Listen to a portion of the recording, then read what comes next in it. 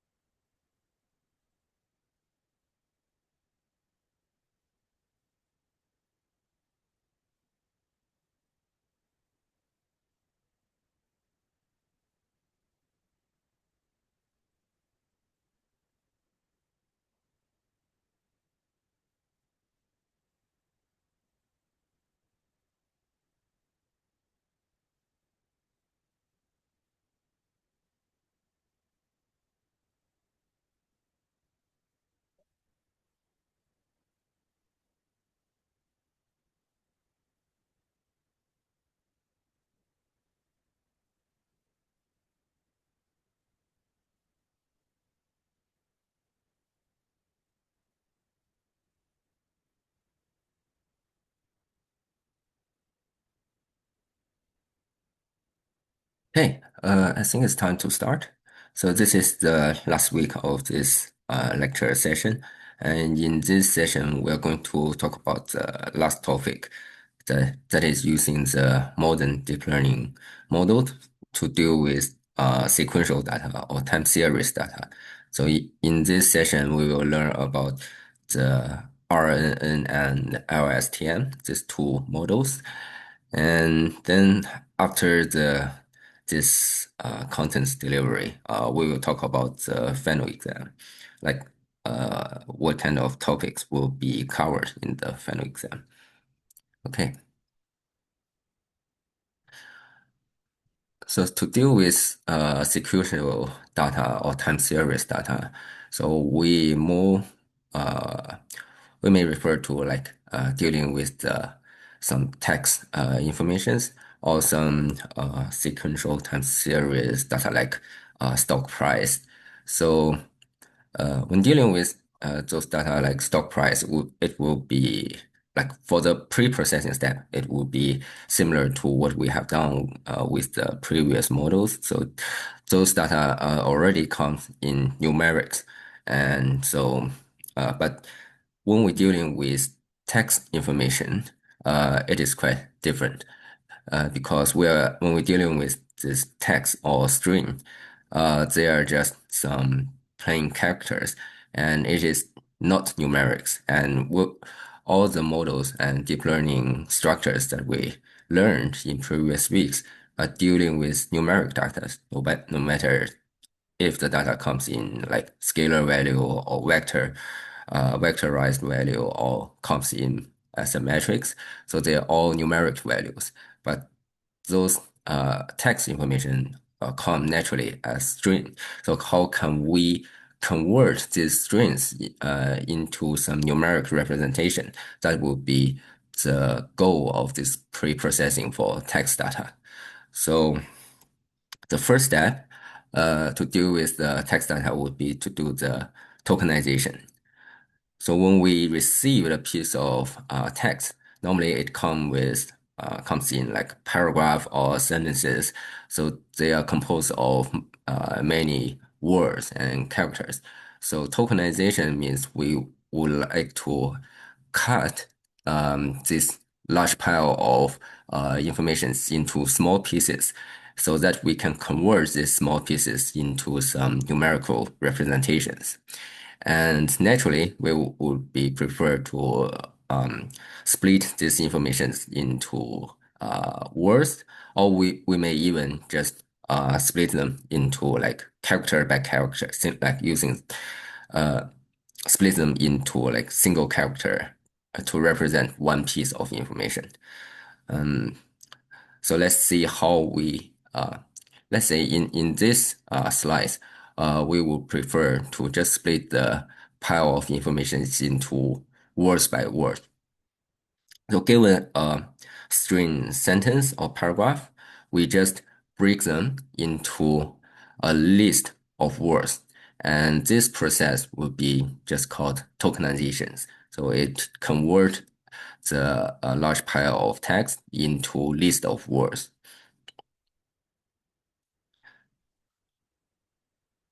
And then after we get the list of words, what we want to do is we want to assign unique index to each unique words. So what we can do is we count the word frequency of certain words in this in the provided data.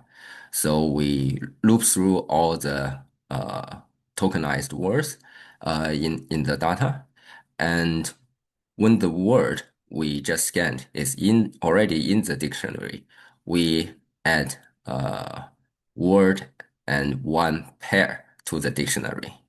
So we are going to maintain a dictionary data structure to keep record of the word itself and the frequency of this word. So it is a key value pair. So it is a Python dictionary. We will use a Python dictionary data structure to maintain this relationship. So if it is a new word that we haven't met before, we add the new key value pair. So the key for this new pair would be the word, and the value would be simply use 1 to represent the current frequency, because that's the first time we meet it. So we use 1. If the new word is already in the dictionary, that means we already met it before, and there must have been some certain frequency already counted in the dictionary. So we just increase this frequency counter by 1. And we just keep this process going. And while we scan all the words list in the provided data. So after we do the scanning and updating the Python dictionary, we will get this generated or maintained key value pairs for all the unique words. And the value column will hold its frequency values for each word. So after we got the frequency and for each unique word, we can sort this dictionary, or if we treat it as a table, we saw this table, so that the order of the word or word frequency pairs following the descending order of frequency. So Excuse me, doctor. Excuse me. yeah, Yeah. Now this is module 6, this is module 6. but module 6 it doesn't have any of this. So what do you mean? The module 6, what you are saying is that this is machine learning. Module 6, what you are saying, the tokenization processing data, I can't find it here. It's in the slides. Ah, right. Okay. Where do I find the slides? It's in each weekly live session page. Right. Okay then. Right then. Thank you. Okay, so let's continue. So after we sort the table according to the frequency of each word, what we got is we got the highest frequent word at the top, and the word with low frequency that is at the bottom. So after we do this sorting, we can assign index for each unique word in this dictionary. So we just assign index by their orders of descending order of frequency. So the lower the index, the higher the frequent the word occurs in the provided data. So now we will get each, we already got each unique word come with its unique index.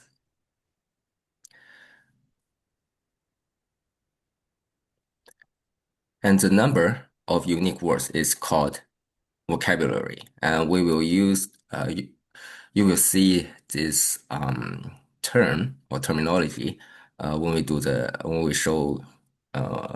coding later. There is a slide that uses this terminology. So the number of unique words in this table is called vocabulary.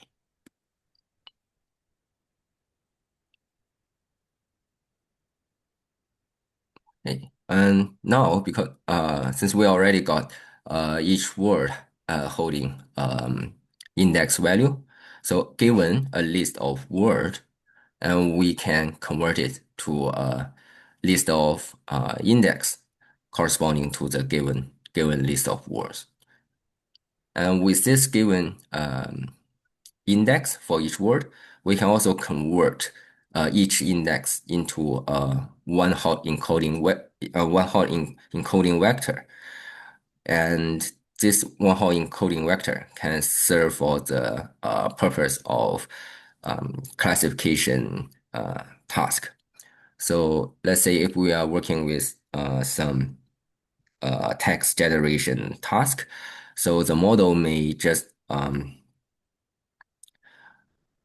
generate the model should generate a probability distribution, and this probability distribution will indicate that which class should hold the highest probability, and this class should has the same index class index um, as the word index we just generated.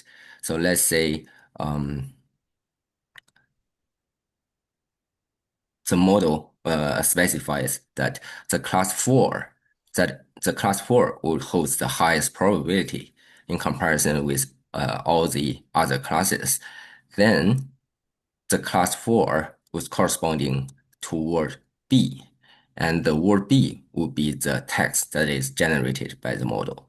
So that is how we use this index and one-hot encoding in this broader context.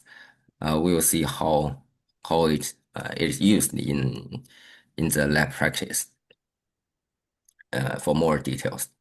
But recall that the vocabulary means the number of unique words in this dictionary.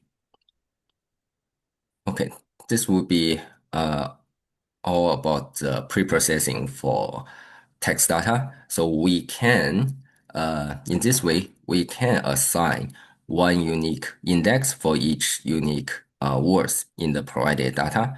And we can also use one-hot encoding to convert this index into a vectorized representation or as a one-hot encoding vector.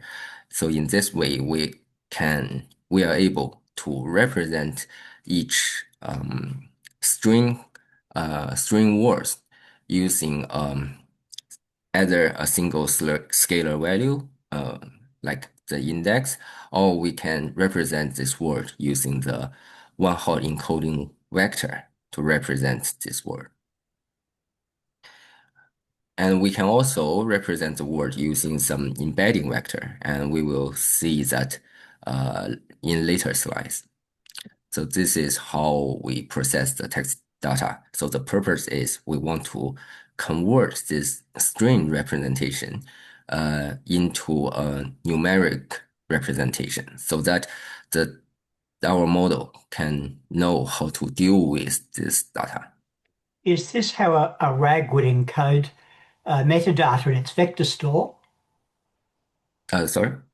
Is this sort of technique how a RAG would encode metadata into its vector store? RAG, you mean the Retrieval augmented generation, RAG. that is not yes, like in most cases we need to vectorize the data so that the model need to know how to deal with the different data type. Like even for image input, those large language model first convert them into some embedding vectors and then do the training. So the large language model will treat everything as all the input as some like different form of vectors instead of knowing if they are like images or if they are text strings, something like that. So they treat everything as like embedding vectors. Okay, but that is not in the scope of this course. Um, just for your information. Okay, let's continue.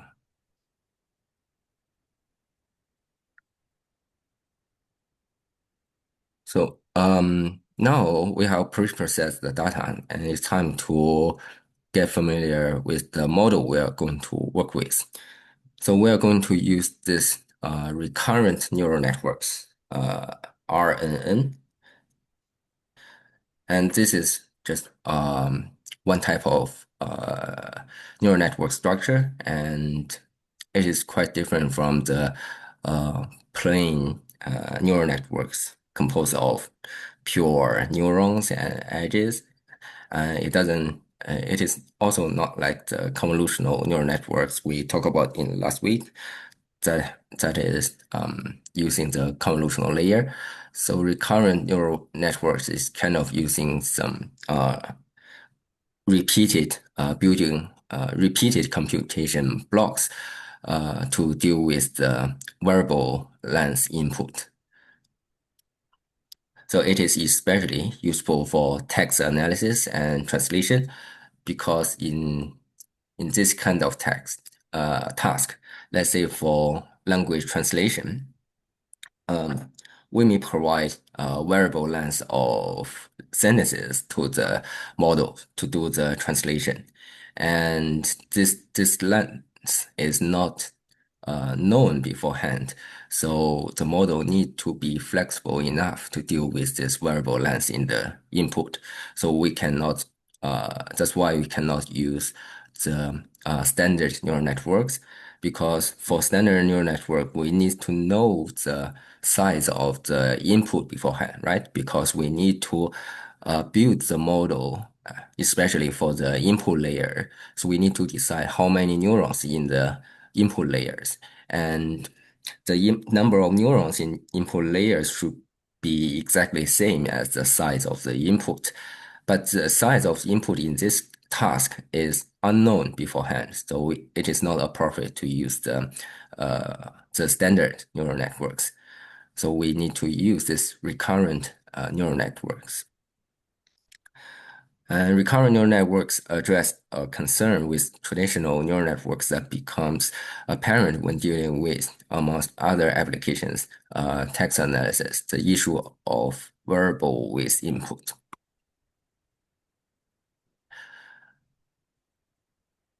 Recurrent neural networks are a family of neural networks for handling sequential data. So sequential data means each example can have different lengths, just like the language translation. The sentence all comes in different lengths. And you need to take advantage of an old idea in machine learning, share parameters across different parts of the model. We will see later that how the recurrent neural network are sharing parameters. It makes it possible to extend the model to apply it to sequences of different lengths not seen during training.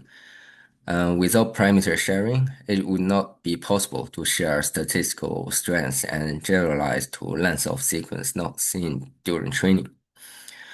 Recurrent networks share parameters. Each output is a function of the previous output with the same update rule applied. So it also tells us another characteristic of recurrent neural networks.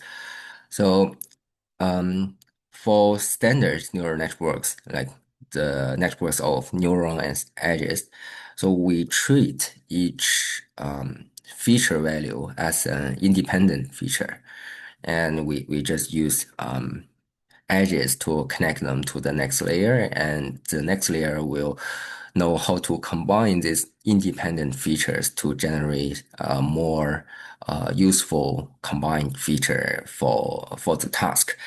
But the feature provided are treated completely independent.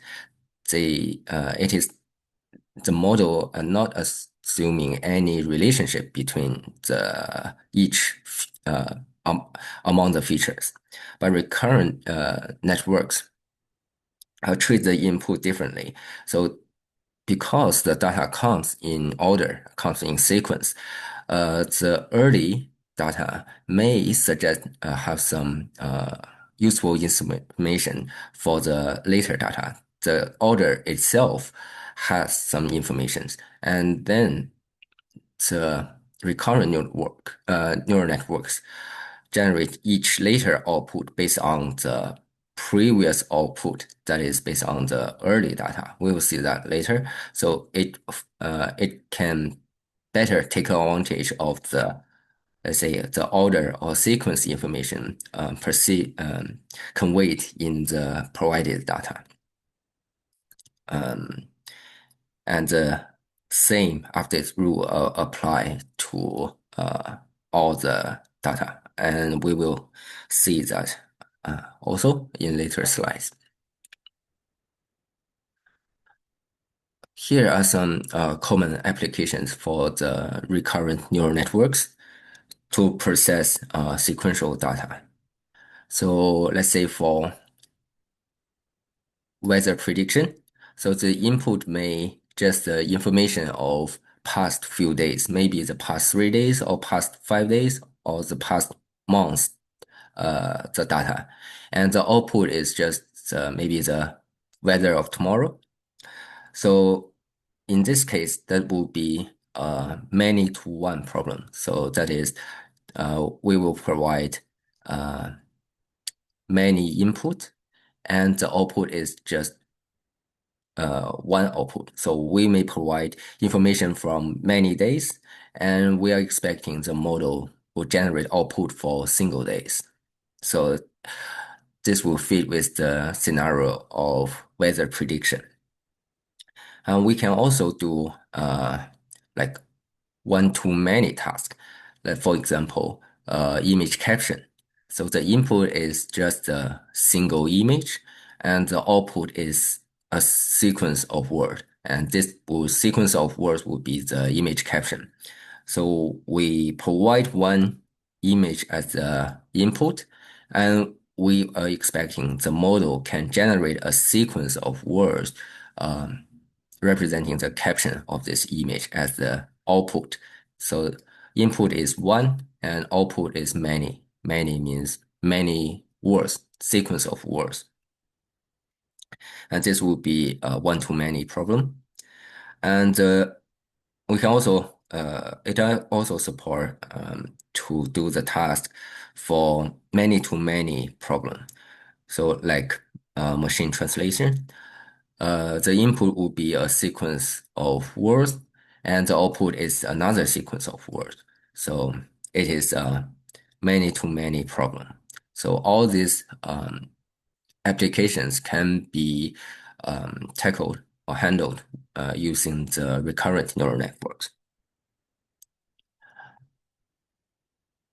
So in this session, we will look at how to use the recurrent network on this IMDb movie review dataset. So in this dataset, it is composed of like many movie review text informations, and this comment can be either positive or negative. So we are provided with paragraphs of text information, and we feed this text information to the model, and we hope that the model can give us a prediction to say if the provided comment is a positive comment or negative comment. So this will be a classification problem. There are only two possible classes. One is positive comment, another one is negative comment.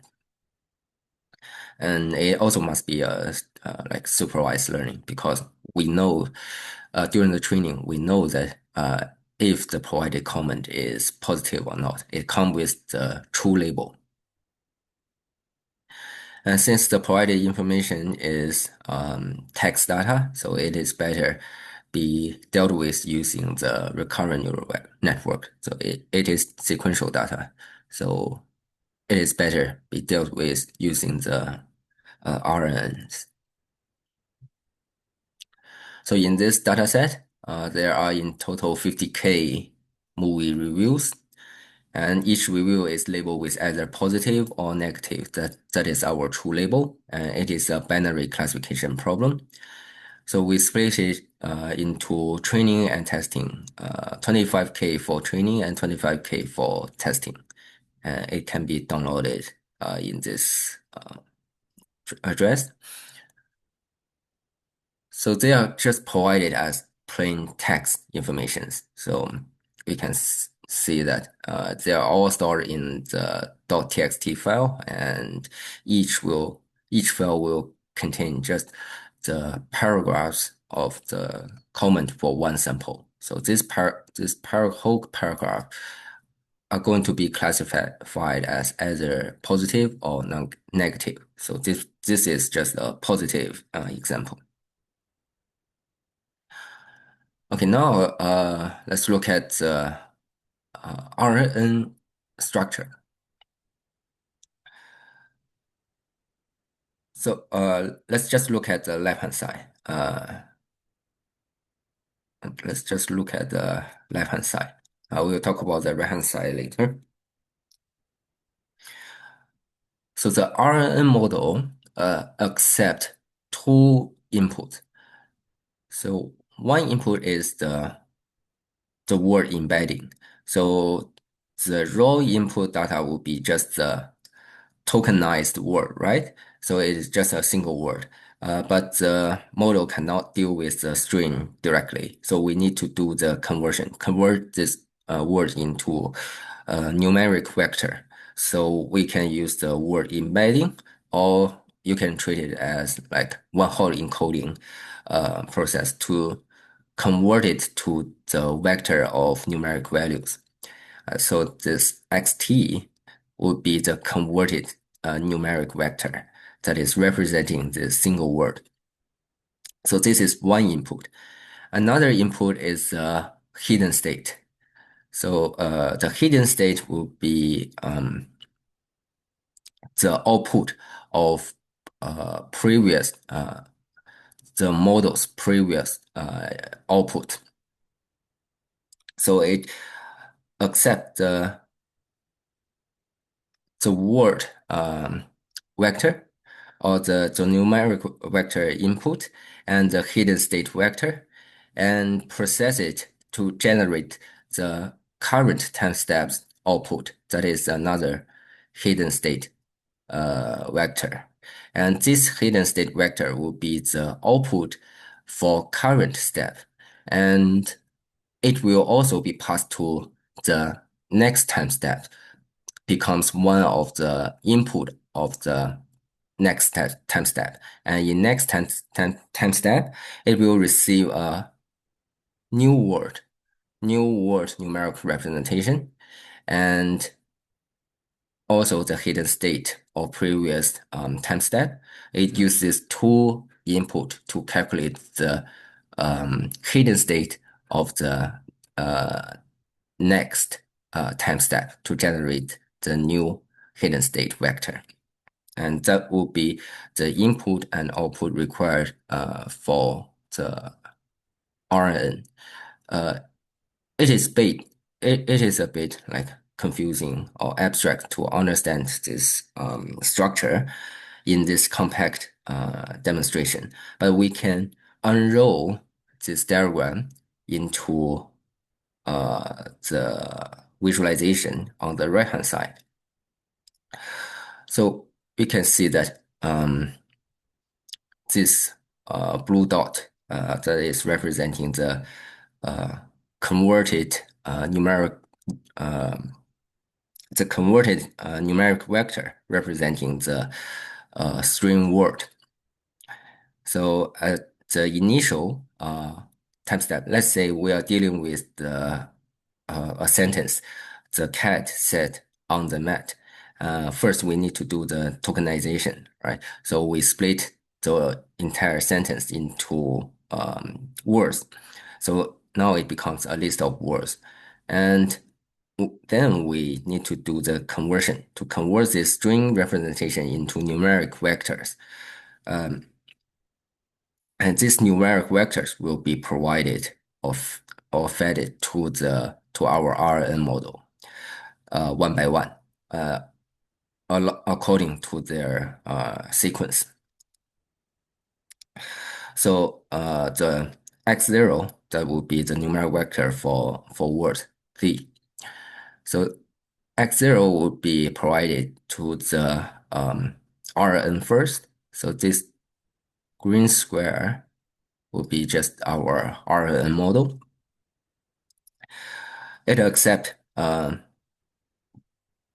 input numeric vector and a hidden vector from previous timestamp. But since this is the first timestamp, it will just use a zero vector as the initialized hidden vector from previous state. And this subscript is indexing the timestamp of this recurrent neural network, or you can treat it as the processed order for the input information.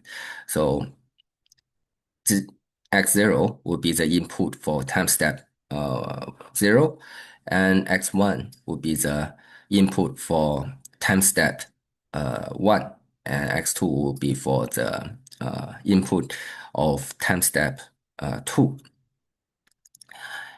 And h0, this pink dot, that will represent the output or the hidden state of each timestamp. So you can also treat it as the temporal output for each time step. So in time step 0, it accepts the numeric input x0 and also the initialized previous hidden vector, that is the 0 vectors. It used these 2 vectors to do the calculation and generate the hidden vector of the first time step. Then this first hidden vector are going to be provided into the calculation of next time step. So in time step 1, it is going to calculate the hidden vector h1 based on the input vector x1 and previous hidden state h0. So it will use h0 and x1 to calculate h1. And then h1 will be provided to the next time step. So in time step 2, it will use x2, that is the input string or input or string converted numeric vector. It will use the x2 and x1, x2 and h1 to calculate the hidden state vector h2, and that will be the output for time step 2. And the process will go on. So the h2 will provide it to the next time step and do the calculation and then generate the h3. h3 is going to be provided to, let's say, the time step t. And in last time step t, it is using xt and h3 or ht minus 1 to calculate the last hidden state ht. And then this ht will be the final output of the recurrent neural networks model. So if we treat this sentence, let's say if we are not providing this sentence, the cat sat on the mat. If we provide this comment, entire text comment into the model, this ht will be just the hidden vector hidden vector that we are going to further process. So this hidden vector, you can treat this hidden vector as some memory. So that is summarizing all the processed information in previous time steps. So we are going to connect a dense layer and to do the classification. So this will be the processed information for the entire paragraph information. And then all this processed information are stored in this HT. And we're going to use fully connecting layers to connect to this hidden vector. And then in the output layer, we only use one neuron to to represent this is binary classification task. So this output layer will just give us probability score indicating if the provided paragraph is a positive comment or negative comment. So that will be how we are going, like what is the detailed RNN structure representation and how we use this structure to do the text classification task. So is it all right for this architecture? Sorry, I have a quick question about this diagram. So we're saying that the input, there are actually two inputs. One is the x0s and x1s and x2s, and the other comes from h0s and h1s. But the diagram shows the green A blocks also passing forward and downward, what would that represent? This green square is representing the model. So it is representing the same computation process. We will talk about that later. So here we will see what it is calculating inside this block. But here it's just represent they are repeated computation logic. They are using same computation logic. They are using same parameters to do the calculations. So that's why we said the recurrent neural network share parameters. So the green blocks are the parameters we're going to are shared among these different time steps. And this arrows means so x0 is passed into this computation block and also the hidden state, but the initial hidden state is just the zero vectors. So the hidden state and the x vectors are both provided to the computation block, and the block will generate new hidden vector for this time step. That will be the h0, and it will just make another copy. So it will just make another copy of h0, but pass it to the next time step. So that is what this arrow means. Sounds good. Thank you. So if we are sending a whole book of the contents to the LM, is there going to be huge of this output? Sorry, what do you mean? If we were sending a whole book of the content to the model, the whole book of those contents, like or thousand or millions of words into the model, will be the output very big? Are they going to store all the output H1, H0 to HT? I mean, It depends. It depends if we will see some code settings later. Well, there are a few settings that we can choose if we are going to output this intermediate hidden vectors, or if we just want to keep the last one. So you can treat this calculation of H0 or H1, H2 as some intermediate calculation result, but actually it is processing the provided input text one by one. So after the X0 is processed to calculate the H0, and H0 is passed to the time step 1, all these calculations can be dumped.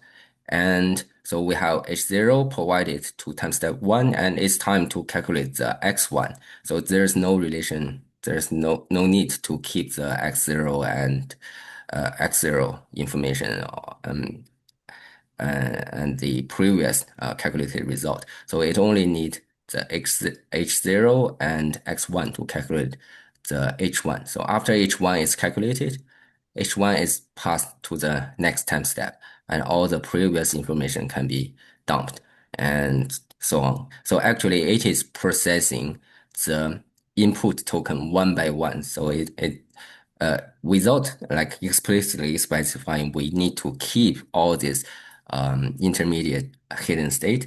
Those information can be just dumped. Which leads to my question. Sorry, Doctor. So does that mean that if you pass through a whole book, you will only have one hidden value at the end of it because it's getting passed through? And also, the bigger the book, the longer it will take to process because it looks like it's sequential. Yes, of course, like the longer the book or the text you provided, it will take longer to process because it will involve more time steps to do this calculation. But it is not the single. Let's say later on. Let me find the code I guess here. can it not do paragraphs or sentences in parallel? Not really, because they need to be processed in order. So if we do it in parallel, that means we assume there are totally all these words are totally like independent. Their processing will not affect each other. So that is not violating the characteristic of sequential data. Understood. Thank you. So just for here, I was planning to talk about this concept at this stage, but just to let you know that so when we create this RNN layer, we can specify if we are going to return sequences. So if we set return sequences to false, that means we only keep the last hidden state, the last pink dot. If we set it as true, that means we will keep all these intermediate hidden vectors. So when we are dealing with, let's say, machine translation, so we are kind of doing this one by one translating, like like translate this word into another word, translate the cat into another language. So we are not expecting the whole like sentence translated into just a single word. We're not expecting that. So in that case, it is a many to many scenario. So in that case, we need to keep this sequence. But here, we are working on the review comment classification task. So we only care if the comment paragraph as a whole is a positive comment or negative comment. So that is many to one scenario. So in that case, we only need one hidden state that is summarizing all the information or provided text, and that would be enough for us to do the classification. We don't need this intermediate hidden state. So these are two scenarios. Both are okay, but fit for different situation. Thanks. Doctor, just to make sure I understand correctly, so all these words, no matter how, like whether we are getting every layout or just the last one, they all go through the same network with same weights, right? Yeah, they all go to the same A. So the same inside the same A. We will talk about that in next slides. So they are going to use the same computations using same set of parameters. It is just repeat the same situations for different input and utilizing different X1 and different previous hidden vectors to do the calculations. So in this case, there's no weight in each The of weight them. is in this block A. We will talk about that in next slides. Thank you. Okay. Okay, so what calculation it performed inside this block A? So we have seen that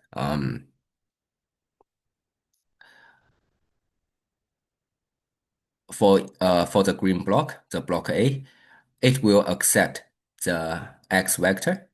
It also accepts the hidden state vector from previous time step. So coming from this arrow, and then it will generate the hidden state for current time step as the output of this time step, and also pass this hidden state to the next time step.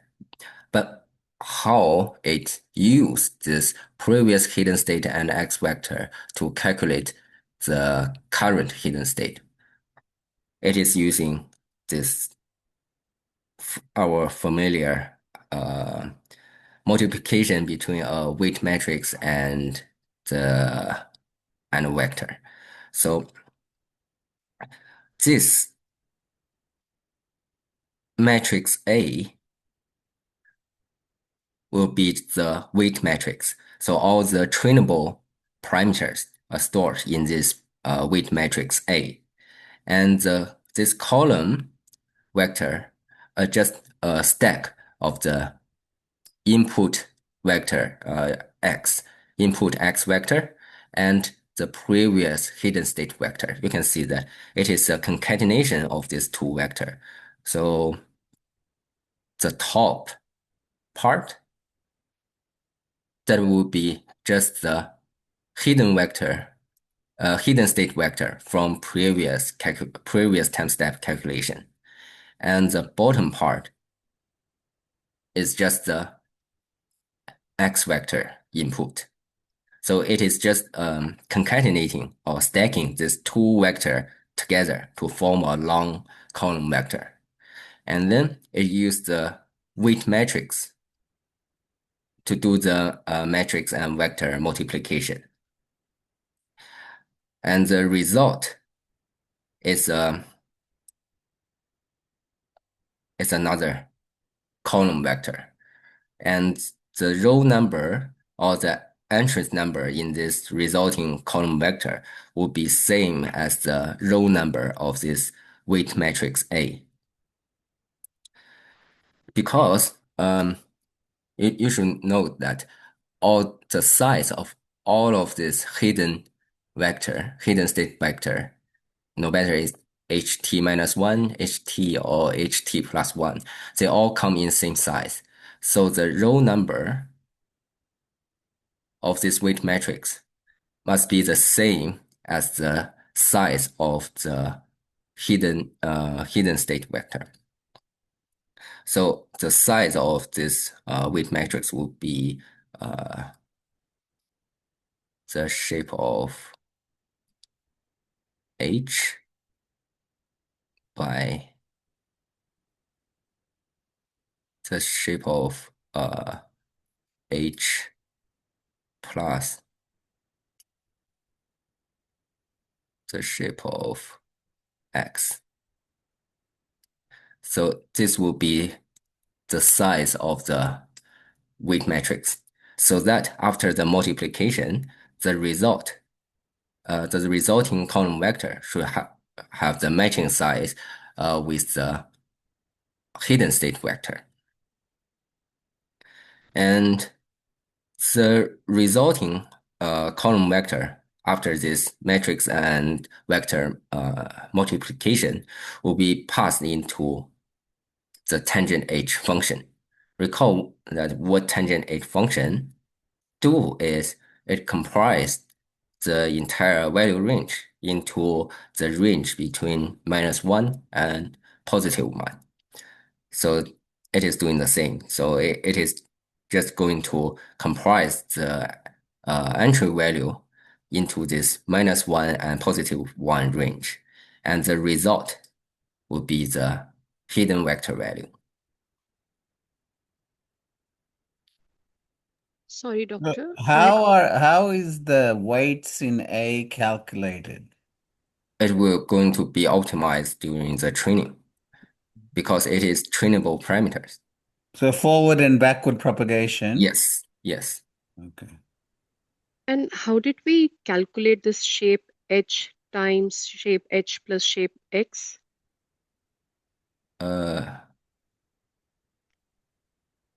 What do you mean calculated? Like how you have written the shape of H times before applying tan H, because we have to do a product here, A with HT-1 XT. And I understand that the combined size of HT-1 and XT column vector should be the same as the row for vector A, for each row for vector A, but I didn't understand when what does this mean? What you have written shape H times shape H plus X. Okay, I think it would be better to explain it here. So you know that the column number of weight matrix A must be matching with the entry number of this long vector, right? So Yeah. the entry number of this long vector must be the shape of H plus the shape of X. So the Yeah. columns number for this matrix A would be shape of H plus shape of X. And then the next question is, what is the row number for this matrix A? So let's come back to the purpose of this calculation. So what are we calculating for this matrix and vector multiplications? So we are going to calculate the hidden vector, hidden state vector, right? So all these hidden state vector must come in same size. So that means the resulting vector after this multiplication must be a column vector of size shape H, right? Yep. So that means this row number must be the same size as the shape of H. Yeah. So that is characteristic of multiplication. The result must have the same size of the matrix row number and the columns number of the second term. So that is the characteristic of this matrix multiplication. So if we want the result to come in the same shape as the hidden state vector, the matrix must have the same number of rows as the entries number in this hidden state vector entries. Okay. Yep. Thank you.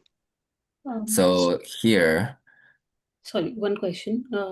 For the first state where H0, like, so what shape do we start with? Like H0, the first.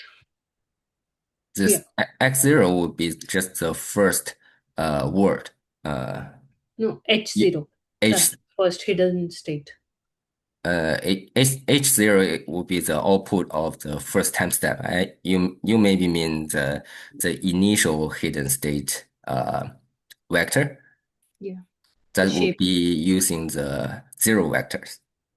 So a hidden state vector with all zero values. But what is going to be the shape? Like The shape must be the same as all the other hidden state vectors. So let's say if this is the hidden state vector of 32 elements, maybe 32 elements by 1, this vector, then this initial hidden state vector must also be 32 by 1, and all the other hidden state vector all comes in the shape 32 by 1. Okay? Yep. Excuse me, doctor. Why do we use tangent H? Because we want to control, we don't expect like extreme high values or small values in our calculations. So we want to control this value range. So we just use this tangent H to limit the value range to -1 to +1, just for the stability for the computation. Yeah, okay, thank you. Why not use ReLU? Why not use ReLU? ReLU will also have extreme value because for positive value, it's not activation function here. ReLU will also keep the positive extreme values there, so it is not like in a controlled value range. Okay. So it is not our free choice here. It is not a choice of activation function. It is how this recurrent neural network was designed. It must use this tangent H function. And then Okay. the forward move and the back propagation, feed forward, feed backward is for the whole string from word 1 until word 1000? Yes, that would be for one training sample. Okay, I see.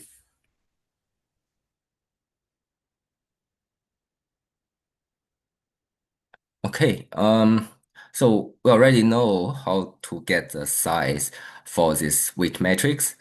Knowing the size of this weight matrix, we know the total trainable parameter numbers in this computing block, right? So all the trainable parameters are in this weight matrix A. So the total parameter numbers must be the shape of H, that is the number of rows, multiply the number of columns, that will be shape H plus shape X. So the multiplication, the product will be the parameter numbers in this computing block. So, and all the parameters are in this computing block. So that means for recurrent neural network, or for I'll say for RNN layer, this would be the total number of parameters in this RNN layer, no matter how many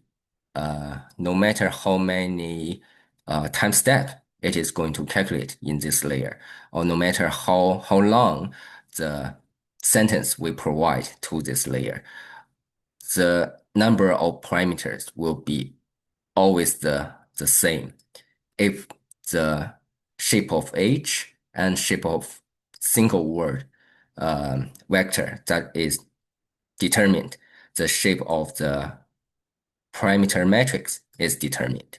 It will not change. It will not change according to the provided length of the paragraph or text. Okay. Okay. Let's take a 5 minutes break, and then we come back at 8 past 9. Thank you. Excuse me, Dr. Chung. In regards to the slide, you mentioned it's in the live session link on LMS. Is it in the in the form of the video, or you have a PDF or PowerPoint set somewhere in LMS that I haven't realized? Yeah, just in like previous slides. week. So all these lecture slides are provided in the live session page under each week's module. So go to module 1, and then there's a live session, and then it's okay, cool. I think I found it. Thank you. Okay.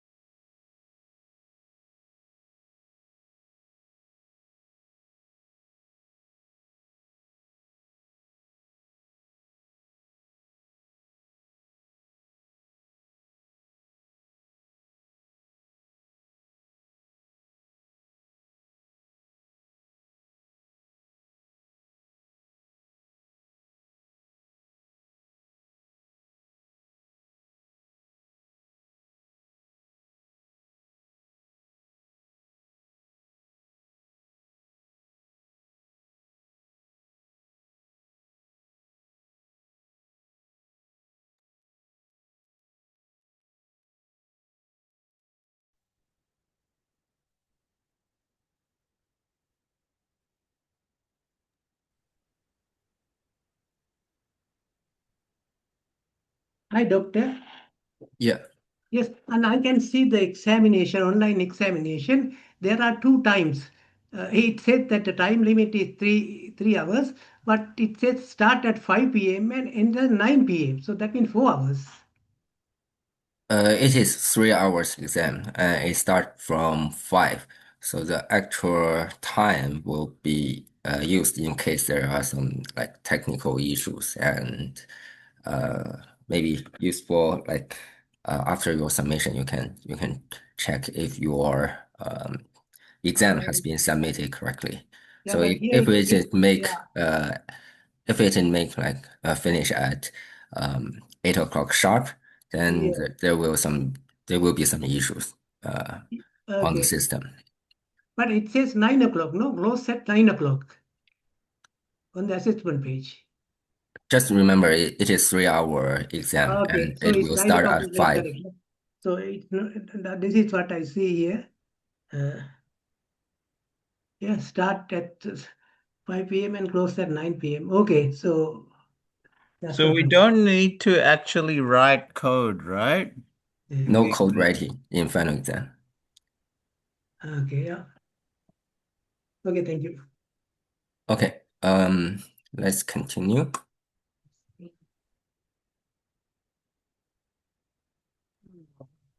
Actually, one question, if I may ask. So, for the exam, I don't find any instructor anywhere saying we need to install this software or the software. So, do we need to install anything or just the No, browser? you just need the browser. If you can read the LMS contents correctly, then there will be nothing else, nothing extra needed. So you can just do everything on the through the LMS link. To do. Right. I will talk about that later in near the end of this session. Okay.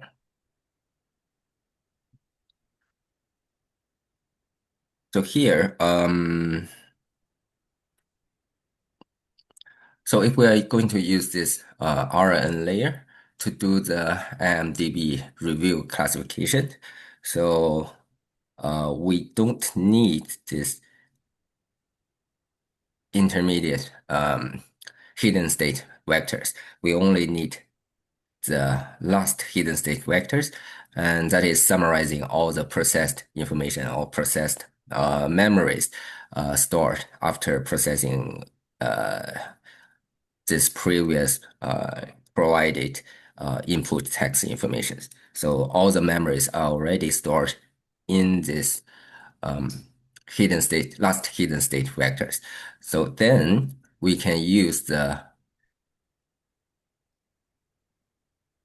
dense layers to do the classification task and apply the sigmoid function to convert the logits into a probability, because it is just converting a single logit into the probability, not a probability distribution.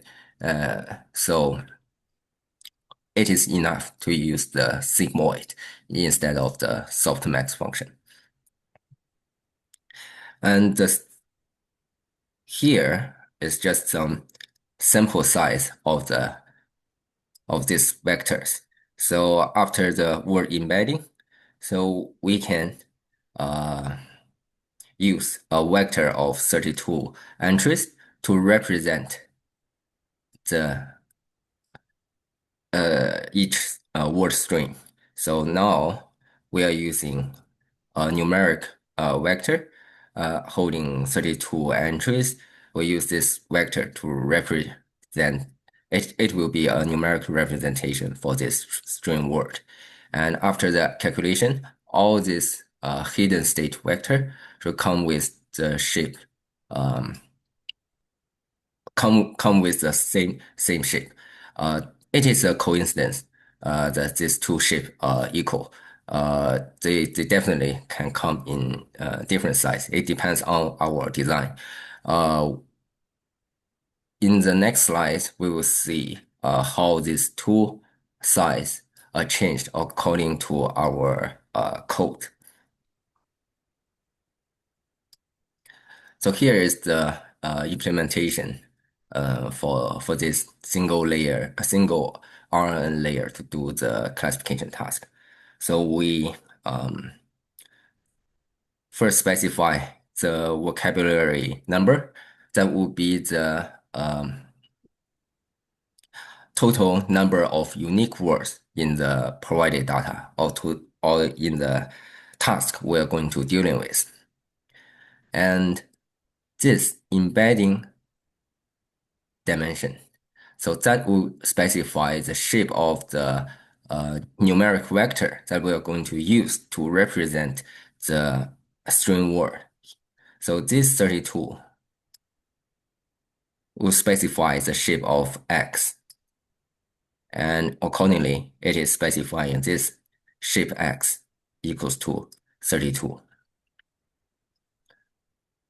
And the word number, that is the sequence length. So it will affect the maximum time step number. So that would be the maximum T that can be used in this context. So in this model, since we are setting the word number to 500, that means there will be a maximum 500 words provided in the input. So we cannot provide a paragraph that has more than 500 words in the input. Sorry, doctor, and here each word should be like, limited to 32 character?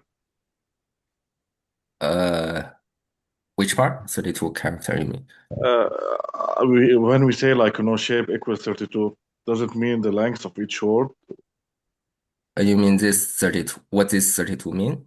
Yeah, it's the length of the word, 32 like character. No, no, there's no limitation on the character. This embedding dimension means, let's say for a simple case, if we are going to, let's say if we are working on a very simple task, let's say we tokenize the word into character instead of words. Let's say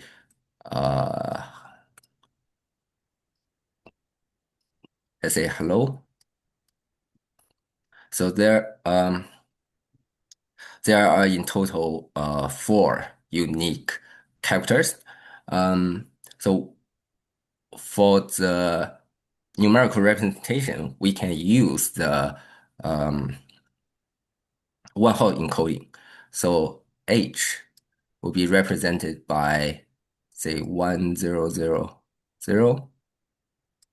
and E will be 0100, and L will be 0010, and O will be 0001.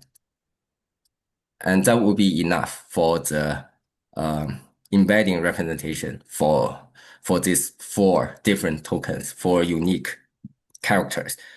So in that case, we can just use a shape of 4 because this is a vector of 4 elements or 4 entries to represent to be used as the numerical representation for different tokens. But if the task is more complicated, let's say if the task is going to dealing with the text like this movie review comment, or maybe the text from some published book, then there are many more unique words in the provided text. So it is not enough to just use a shape of a vector of 4 elements to represent all these different words. So we need to increase the size of the shape of X. But let's say if there are 10,000 different unique words in the data or in the context, then if we are still using the one-hot encoding, then we may need a vector of 10,000 by 1. We will need a really long vector to represent each unique word if we are still using the one-hot encoding. That would be not very efficient, and it doesn't represent the semantic meaning or similarity between similar words. So it is using the embedding layer, and the embedding layer will use a much shorter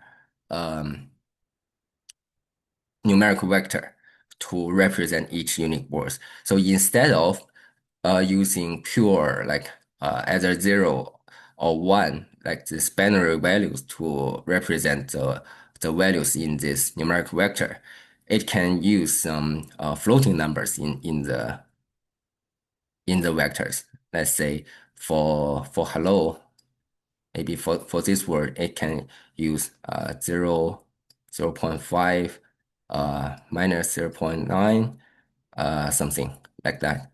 It can use some floating numbers, vectors to represent each word.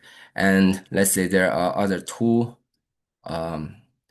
words that have similar meanings, maybe dog and puppy. So they may use some similar vectors to represent these two words. Let's say 1, maybe 0.5, 0.3, whatever. And then this may be 1, 0.4, 0.3, something.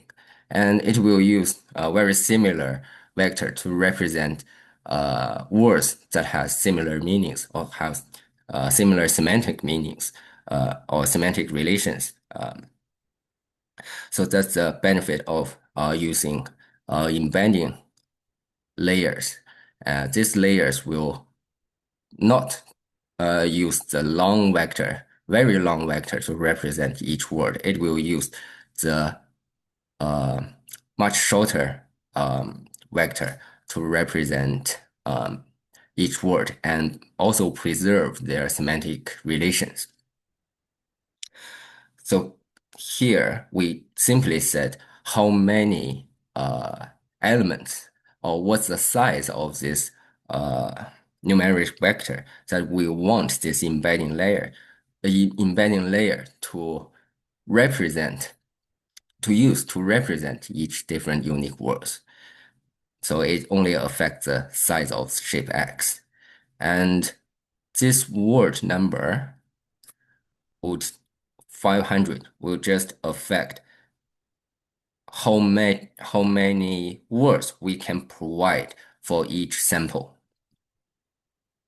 So let's say for a machine translation task, so the maximum length for the paragraph we want to translate cannot have more than 500 in this case, because we set this word number.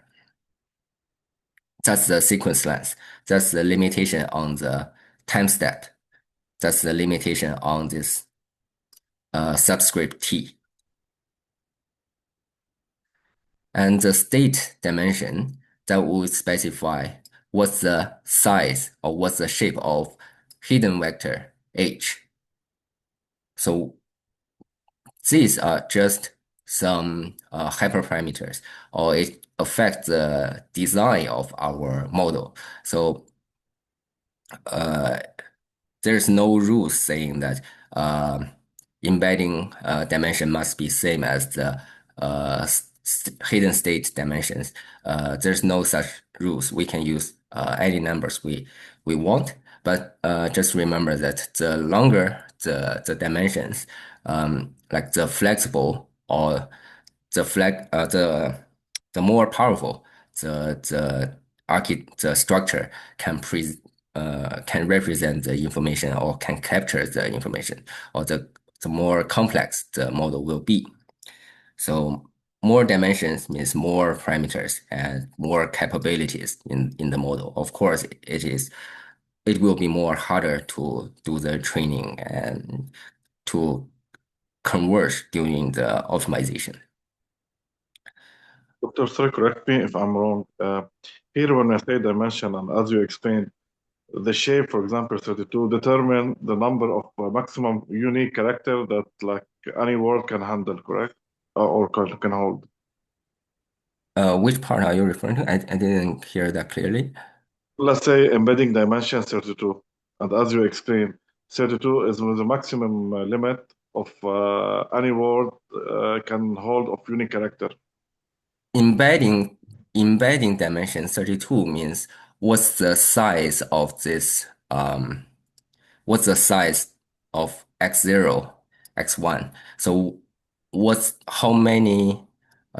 the length of the vector that we are going to represent is each string word. So it will fully use all these 32 values to differentiate different string representation.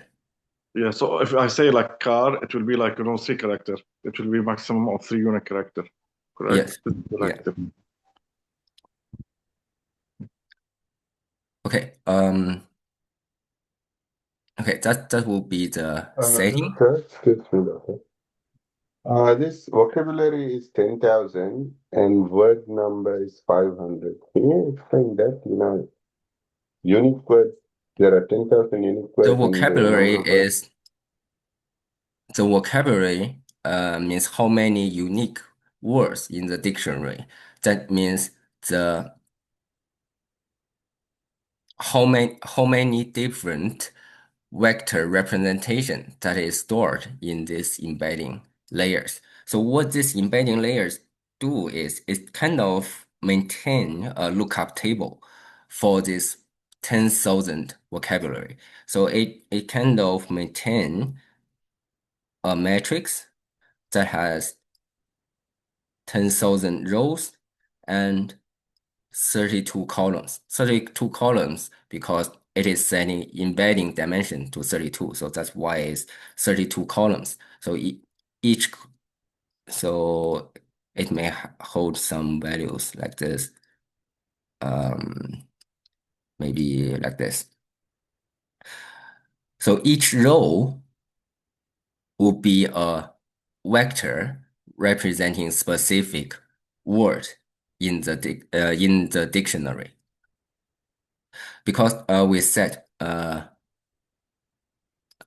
10,000 as the vocabulary size, that means we should have 10,000 unique rows, unique vector that could be used to represent different unique words.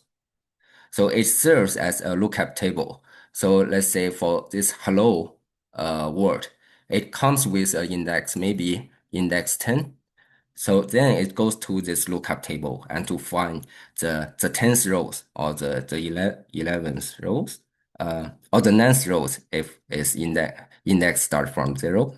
So let's say it will find the 10th rows and get this vector out to be used as the vector x for this input. So let's say if we're going to find this love need to be converted into vector x1. So what is the converted value or numeric representation for this love word? So this love may come with an index, let's say 99. Then it goes to this embedding layer or embedding matrix to find the 99th row. That would be a vector of 32 elements because it has 32 columns. So it gets this row out. That would be the vector passed to this x1. And the shape of this vector must be having like 32 elements. So this is how embedding what that is how what this 10,000 means. This 500 means the maximum length of words we can provide to the model is 500.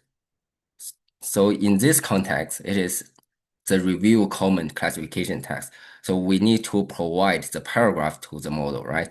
So the paragraph must not have more than 500 words, because if there are more words and we want to fit the first 501st words to the model, and we don't have the data structure to keep this additional information. So this information is organized as a matrix, that has 500 rows, and we don't have the actual rows to keep the actual information. So that what this word num means.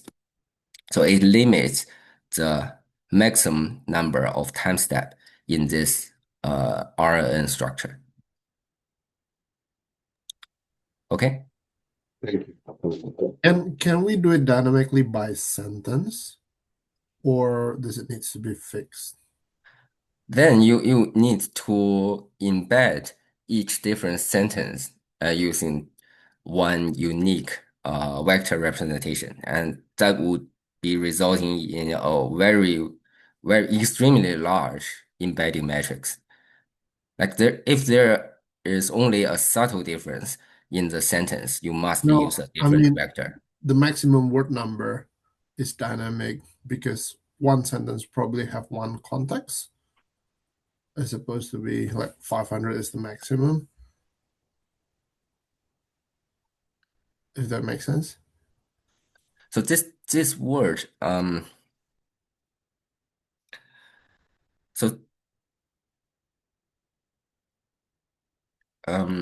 me see. So this word number is more like a implementation limitation, not the limitation of the RNN structure. So this machine learning framework normally need to organize this provided data into some like tabular structure, like matrix or those form, and those form need to predefine some size for the rows and columns. So it will require that maximum size for the input. Let's say if the sentence has or paragraph has less than 500 words, the framework will do some padding, like padding some zero vectors to serve as the placeholder for this non-existing word to fill up the 500 words gap. So it is more like a limitation on the implementation from the implementation perspective, not the limitation of the diagram, and not the limitation of the algorithm. So theoretically, the model is supporting variable length of the input. So theoretically, there shouldn't be such sequence length limitation, but the framework requires that. Sorry, excuse me, doctor. Is that vector size? It will be 500 times 32. What? Can you repeat the question again? Will be the vector size will be 500 as a row and 32 as a column? Which vector size?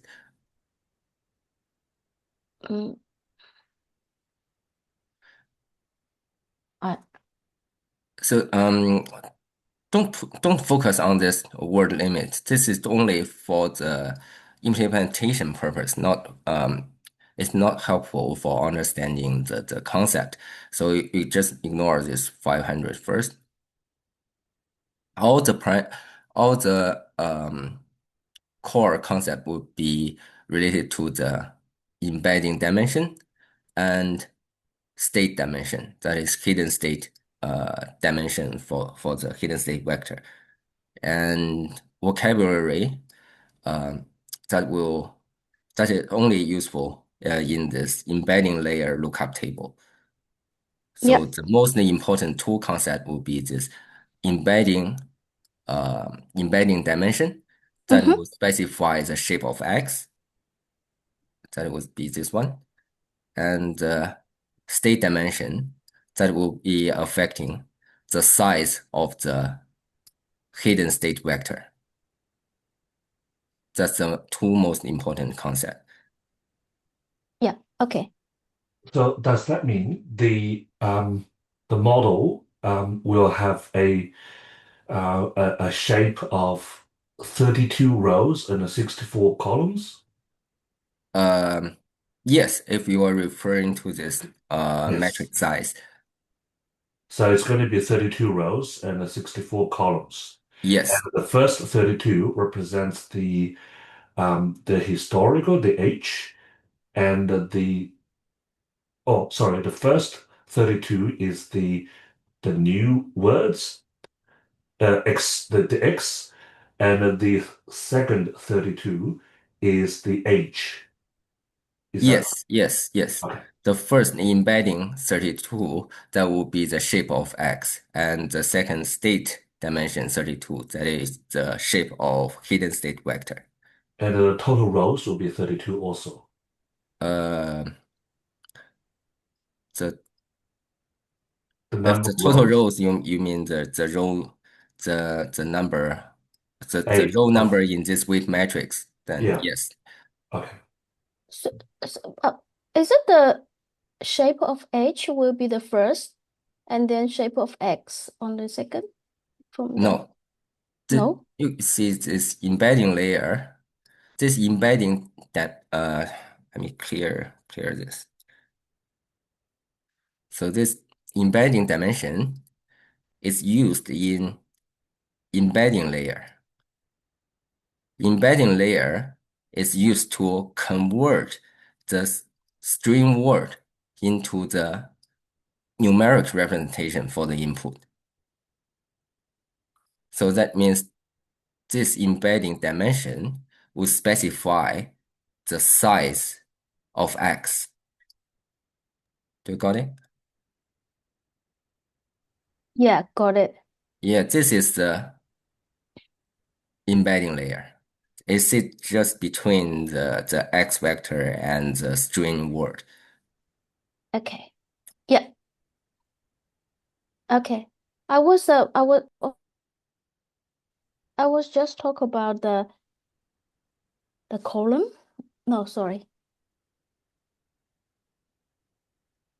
If you come to the first one, the previous, and then previous, yeah, it's the H, shape of the H is on top, and then shape of X in the bottom.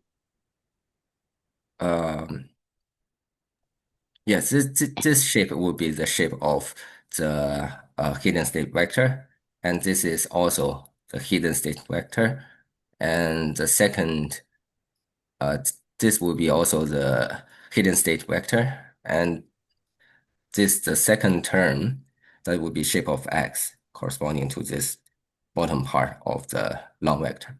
Yeah. I guess her question is, in this big matrix of A, the area that's marked in this pink color, do they represent H or X? Or does it matter? It matter. Like if you read some other documentations, they may write these equations into two terms, like the I forgot the notation, but it's kind of weight matrix B multiply the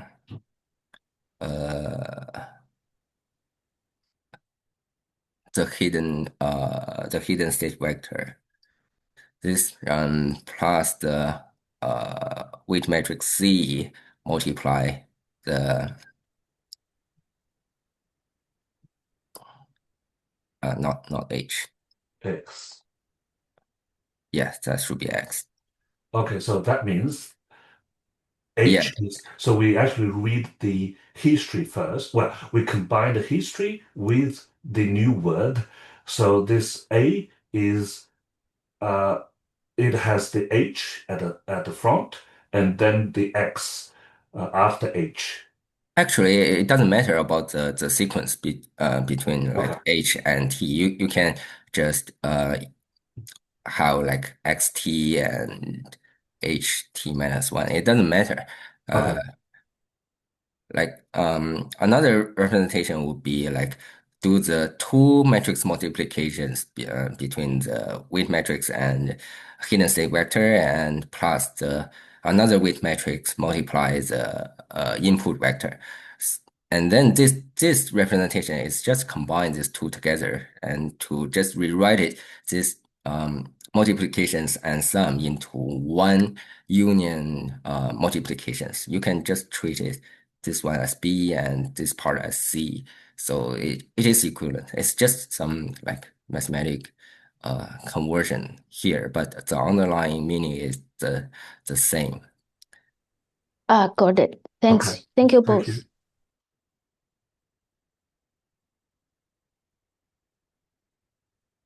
Okay.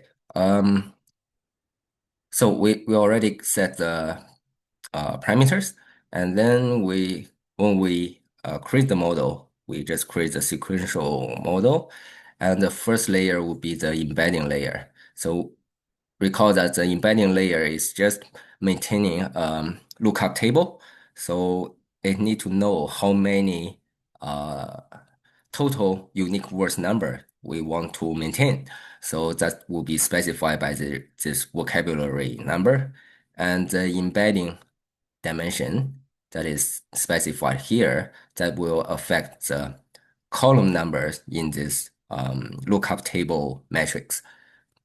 And this input length is just is required from the implementation perspective. So in this context, it's just affect like the maximum number of words that can be passed into the model.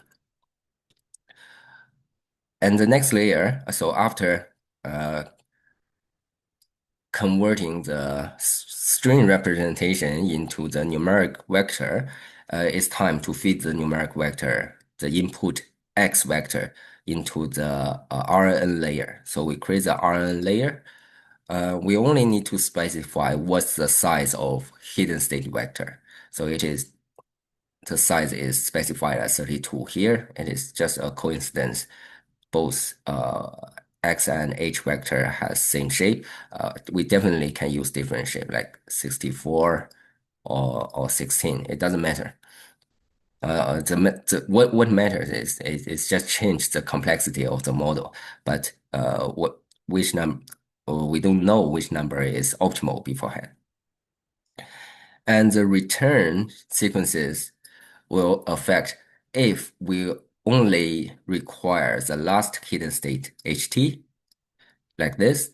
So if we specify this return sequence as false, that means we only keep this HT and we just dumped all the intermediate hidden state vector. If we change it to true, that means we will just keep all these intermediate hidden state vectors. So the output of this RNN layer will not be just a single vector. It will be a list of vector or a matrix of vector. And then at the end, we need to use a dense layer to connect to do the classification task based on the hidden state vector values. So each entries in this hidden state vector will be connected to a single neuron in the output layer, in this dense layer. So we use only one neuron to connect to all the hidden state vector entries And then we use the activation function because we want to convert this single logic into the probability. So we use sigmoid function. And that's it. The summary will just print the architecture information of this model. And this is the information printed. So for embedding layers, we can see that it has 500. That would be the output shape. Recall that this word number will just limit how many word vectors can be used to fed into the model. So if we have 500 words in total, then we should have 500 rows of vectors to be supplied to the model. So that would be corresponding to this 500 size in dimension 2. And the 32 means for each vector, for each word, unique words, we are using 32 elements to do the numeric representation for this word. So that explains the output shape. And as I said, if we provide less, let's say if we only provide 300 words, that means we are going to still supply a matrix of 500 rows, but we only have 300 rows filled up with real values. Then the framework will just fill up the 200 rows with some zero values to just fill up this required format. So that's just some implementation details. And for the RNN layer, we can see that the output shape is 32. This 32 is corresponding to the shape of H. That is the hidden state vector size. Because we only return the last hidden state vector. So we only have one vector of 32 elements. So that is corresponding to this 32 elements. And how can we get this 2080 number of parameters? So recall that how we calculate the total parameter numbers. That is the shape of H multiply shape of H plus shape of X. So what is the shape of H? Shape of H is hidden state vector size, that is 32, according to this information. So 32 multiply 32 plus the shape of X. Shape of X would be here. So we are using 32, we are using a numeric vector of 32 values to represent each word. So the shape of X would be 32. So this 32 would be this 32, and this 32 would be specified in the RL layer. And the last 32 would be just the bias. So in RL layers, the number of bias parameters should be same as the shape of hidden state vector. And in total, we will get 2080 parameters in this single RL layer. Okay, and for dense layer, it is straightforward. It has only one neuron, and this neuron is connected to all the 32 values in the output of this RNN layer. So there are in total 32 edges, and then plus one. The plus one for the bias parameter. So in total, there are 33 parameters. Okay. Doctor, quick question on the previous slide. The 30 to 320,000. That came out 32 into 10,000, I believe. The What? first one. Oh, The which one? first one. The first one, number of parameters in the embedding layer 1, 320,000 parameters. That number is 32 into 10,000, number of the vocabulary. Is that how it came out? So this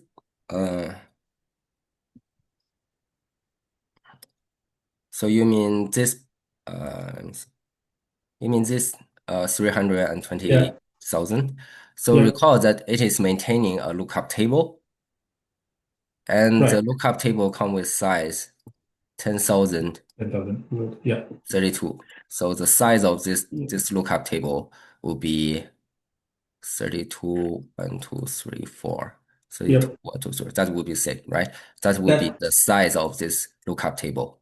Yep. That's assuming this lookup table is more of like a one-hot encoding, right? If it is an embedding, we don't need 10,000. Am I missing something, or? It is not using one-hot encoding. If it is using one-hot encoding, we should have we need to maintain a much larger parameter numbers to do the task. But since we are using this embedding layer, so embedding layer is we specify so we can treat it like we specify the lookup table size, and the embedding layer will learn how to represent this 10,000 word using this predefined size matrix. Okay.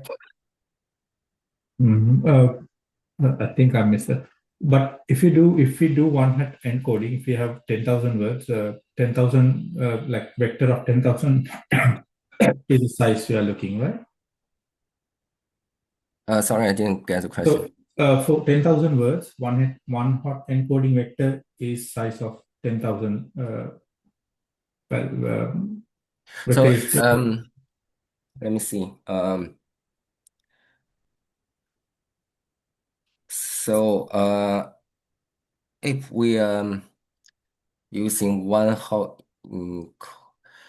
if you are using one-hot encoding, we will have a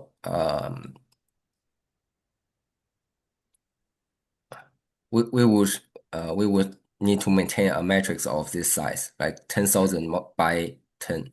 This is not 10,000. 10,000 by 10,000 matrix, because each row must be the one-hot encoding vector. Yeah. That must come in size 10,000, because it is one-hot encoding. So it should have same number of elements as the possible class numbers. Yeah. Thank you, Doctor. Thank you. Okay, let's continue. So if we test this train and test this RNN on the dataset, we can achieve like very decent accuracy on the different dataset. Okay, and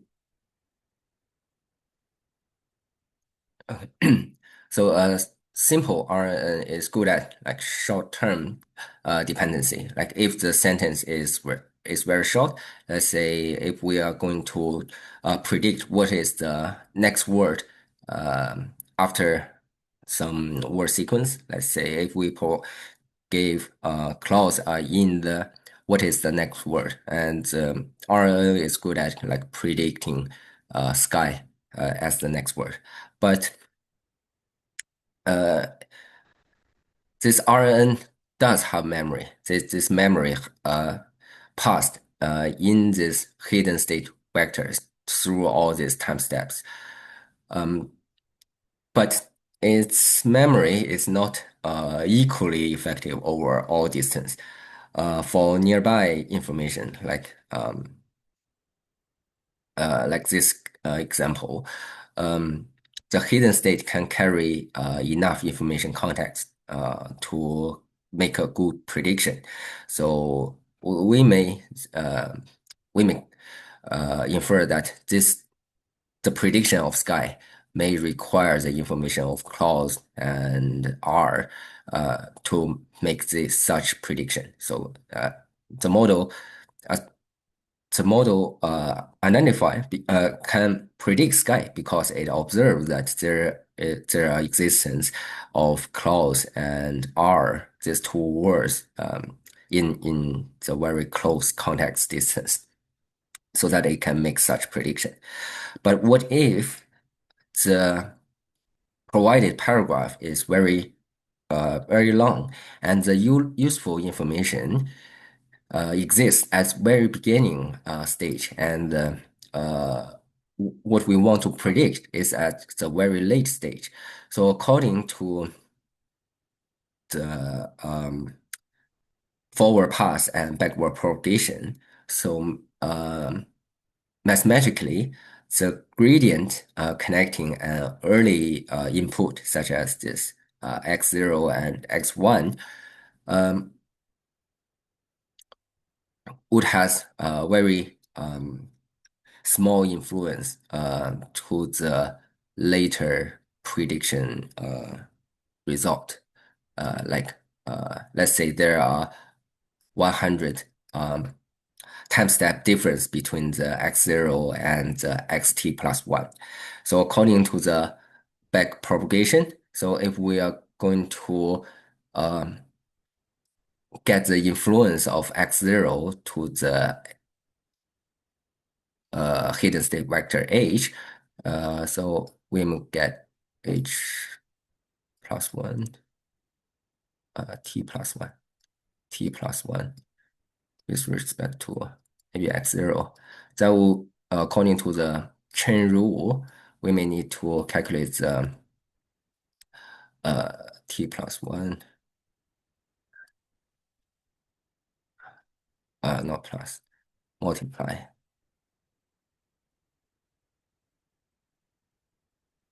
t minus 1, t minus 1, t minus 2, and so on. And then we get to t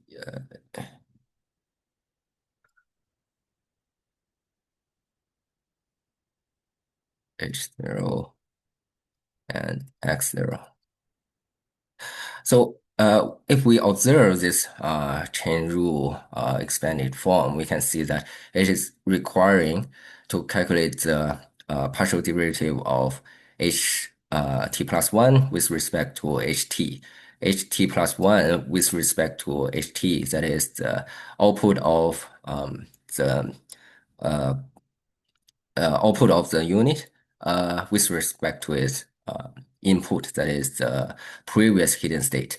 And this kind of gradient terms just come with the same value. So we are kind of multiplying the same value many times. So if this gradient is, let's say, 0.9, and there are 100 times that difference, that means we are calculating 0.9 to its power of 100.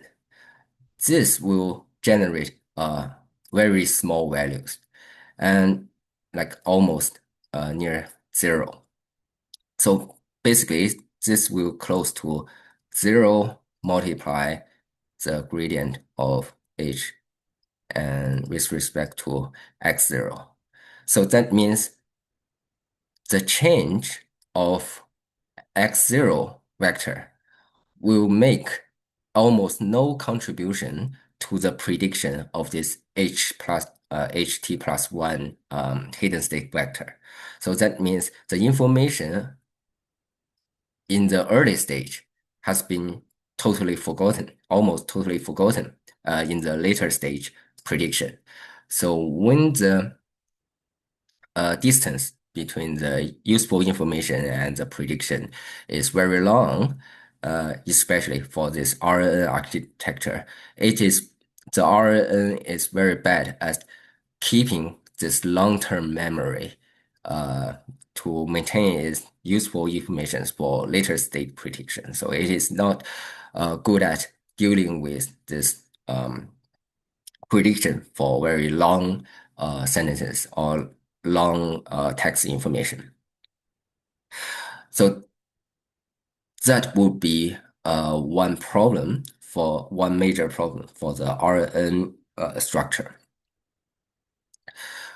So RNN is good for text, speech, and time series data, and the hidden state HT aggregates information in the input from X0 to XT. So it summarizes all these processed memory informations and keep all these informations in the hidden state vector H.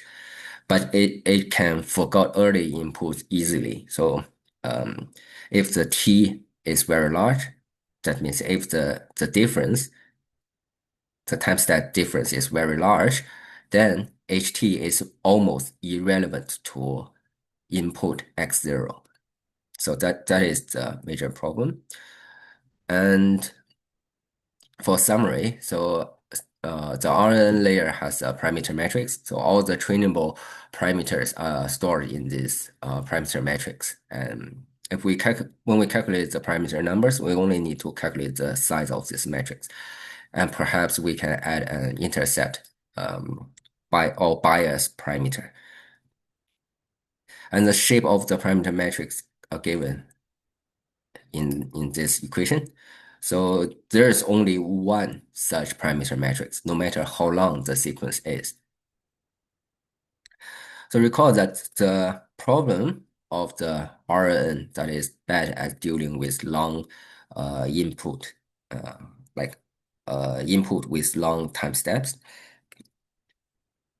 We are going to introduce this second model, LSTM, so long short-term memory. So it is good as maintain the useful information in the early input. So I will leave this video for you to view in your own time. So let's get into the LSTM neural networks directly. So by comparison, the general workflow for between RNN and LSTM would be similar. So we can see that it is utilizing this unrolled diagram representation again. So it is accepting the input vector, same as the RNN.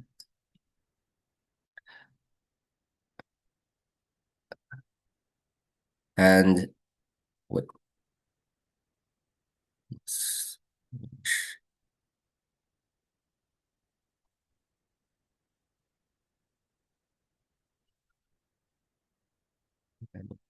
Share the window.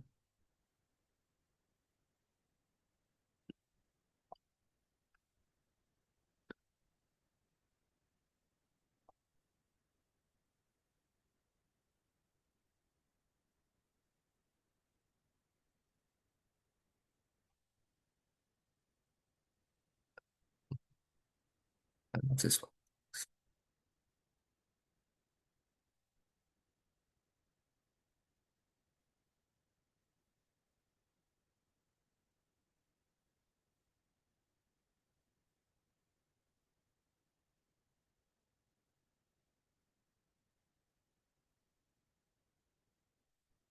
Okay.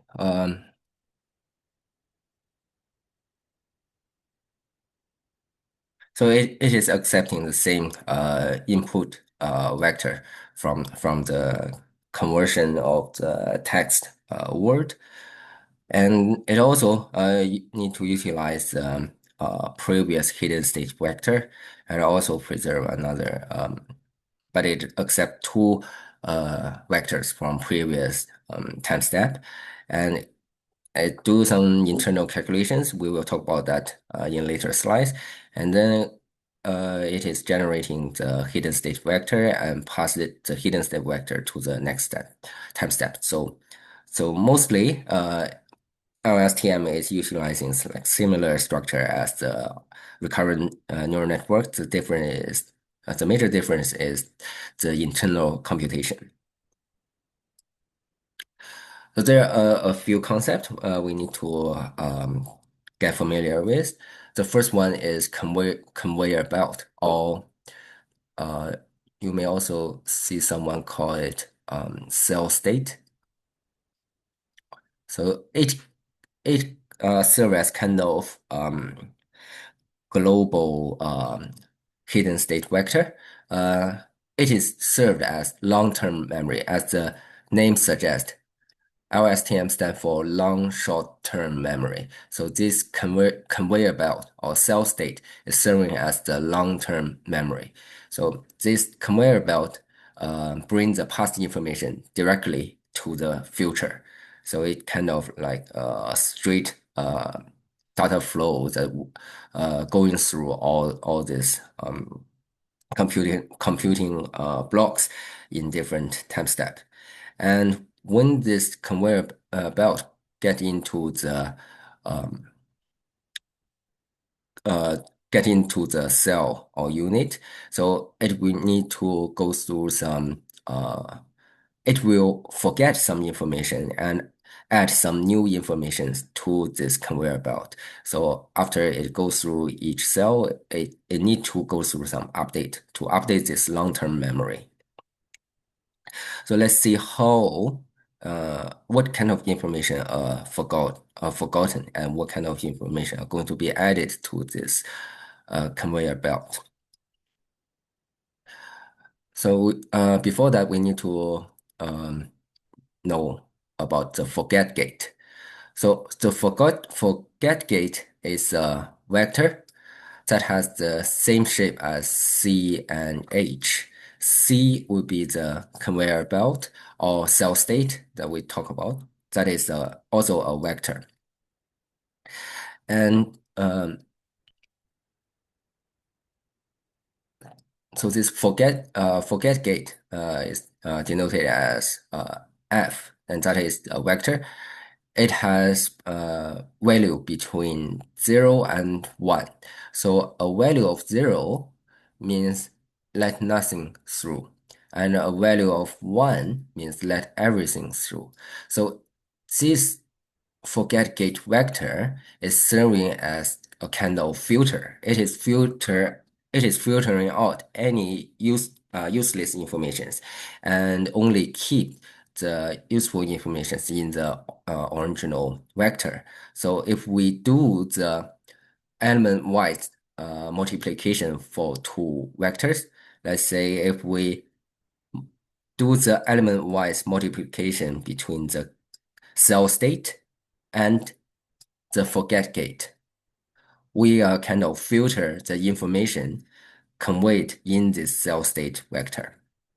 For example, we can see that there is a 0 in the forget gate vector. So after we do the element-wise multiplication, the resulting vector must be 0. That means it will forget all the information that was originally in the cell state vector.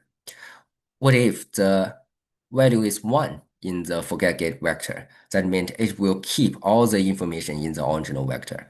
So all the original value minus 0.5 will be preserved in the output. And if the value is in between, it kind of partially forget and partially remember the information in the original vector. So we can treat this forget gate vector as like as a filter. So as the name suggests, it determines what information will be forget and what information will be remembered. And we use this forget gate vector to element-wise multiply with the cell state vector to do this such kind of information filtering.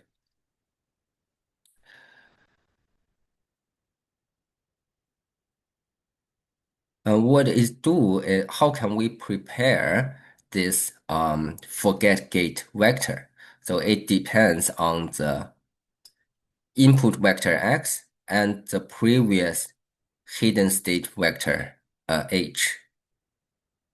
So what we did in the RNN computation, we stack these two vector together. We stack the previous hidden state vector and the input vector X, and then multiply a weight matrix with the stacked column vector Then we apply this sigmoid function.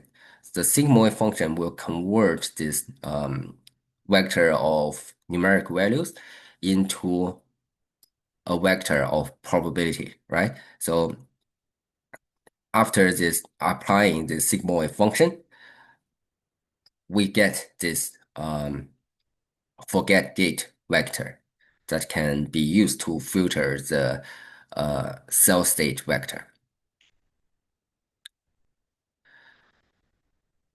And the next gate is input gate.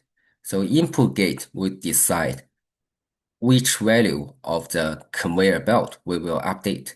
So we already know that in this part, this is the forget gate. So this forget gate will be applied on the cell state. So it tells us, or it tells model what information should be forget in the cell state. So we dumped some information from the cell state. Then we need to add some new information to the cell state so that this updated information can be carried to the next time step. So what information should we update? That is determined by this input gate. So again, this input gate is also a probability vector. So it is serving as another filtering. So how can we get this filtering? Well, we are doing the similar stuff. So we stack the hidden state vector and the input vector and multiply a different weight matrix. And the result would be a vector of numbers. And then we apply this sigmoid function to convert this vector of numbers into a vector of probabilities. Then the result will be a vector of probabilities and can serve as a filter. And the filter is ready. Then what information we are going to filter? What information we are going to apply this filter on? That would be the new value. This new value will be denoted as the C tilde T.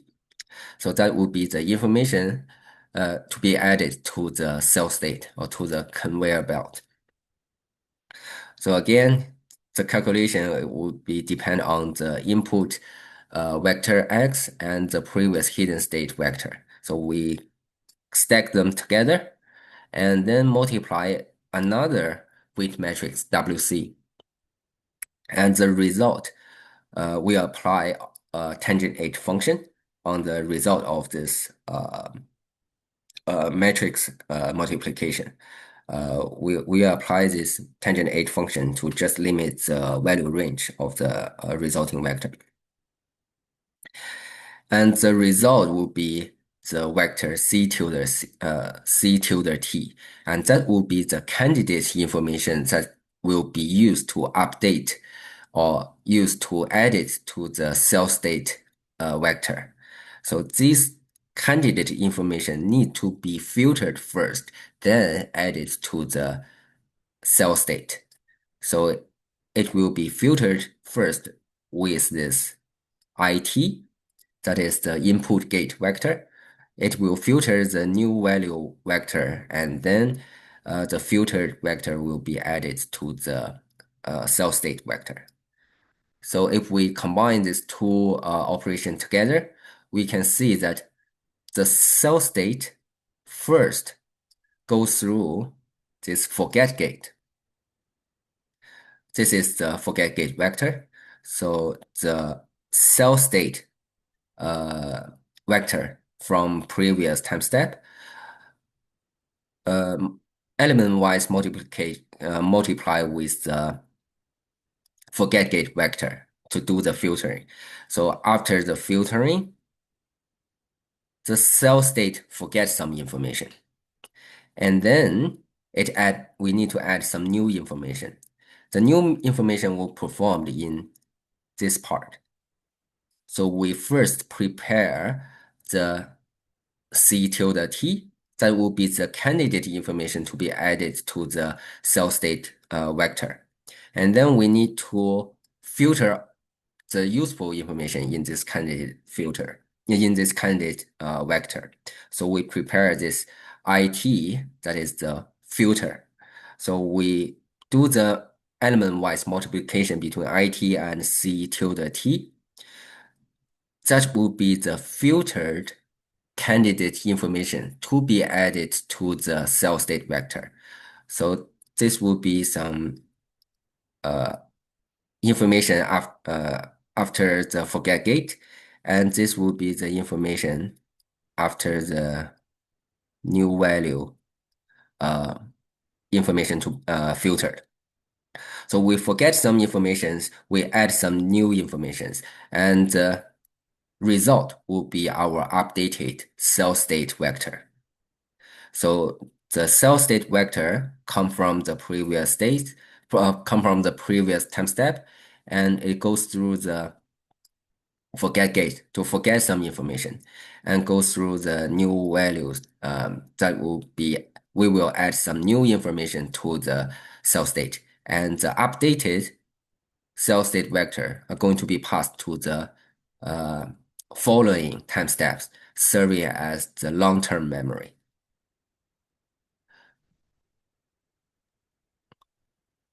Doctor, sorry, there was the update gate as well. Why aren't we considering that here? Because it's added to the new values? Which part? I didn't hear. The second gate, first gate is forget gate. The second one is the update gate or something similar to that one, right? I mean, new value? New value, could you go previously? Info gate? Okay, right. So input, forget gate, input gate. Now, okay. Good. So update values are okay. Okay, gotcha. Okay. No. Sorry, Doctor. My. Okay. Then now we have done with the long-term memory. So all the long-term memory already stored in this cell state and can be passed to the following time steps. Then, as the name suggests, short-term memory. So then we need to deal with the short-term memory. So how can we, what is the short-term memory? The short-term memory is calculated based on the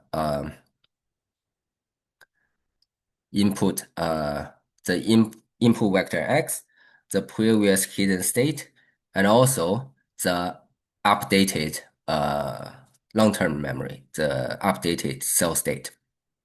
So let's see how to calculate the short-term memory. So it first comes with the output gate, OT.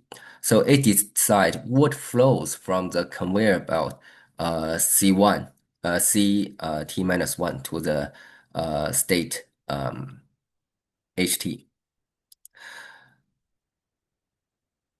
So this one serves as the filter. So it decides what flows from the conveyor belt to the short-term memory, or say hidden state vector HT in this time step. So again, to make it a filter, we need to apply the sigmoid function to the result. And inside this calculation, again, it depends on the hidden state vector from previous time step and the input vector X. And it multiply another different weight matrix W0, and then the result will be supplied to this sigmoid function. And the total result will be the filter vector, and this vector will be called output gate. So it will filter the cell state information, and the filtered information will be treated as the short-term memory, or say the hidden state vector in current time step.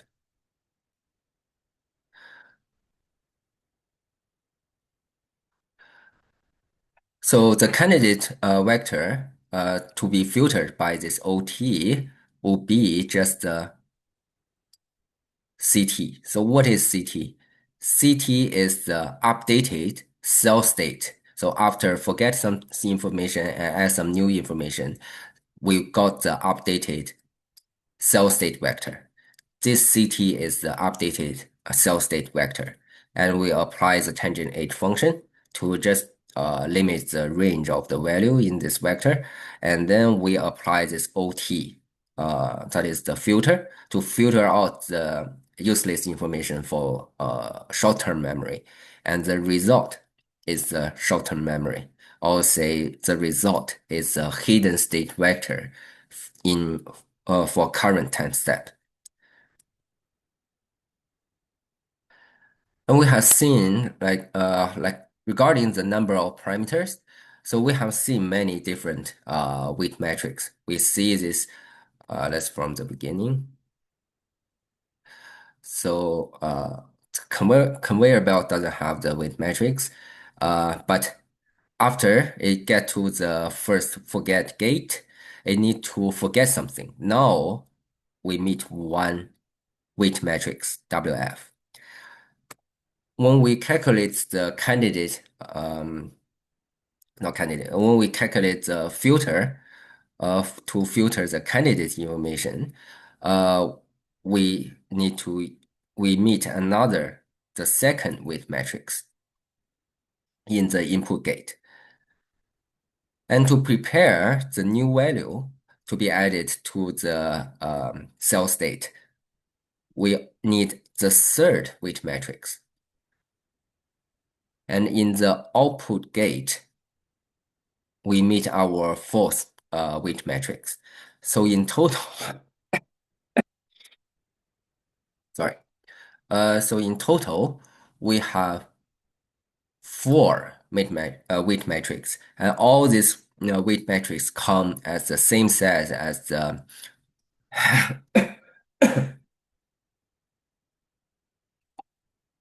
so all these weight matrix come with the same size as what we saw in the RNN layers. So each weight matrix should have row numbers same as the shape of hidden vector H, and the columns numbers of this weight matrix should be the sum of the shape of H and shape of X. So all these four parameter matrix come with the same size, but they are not sharing parameters. They all maintain their own set of parameters. So in total, we should have 4 times this number of parameters without counting the intercept. So if we count the intercept, we should add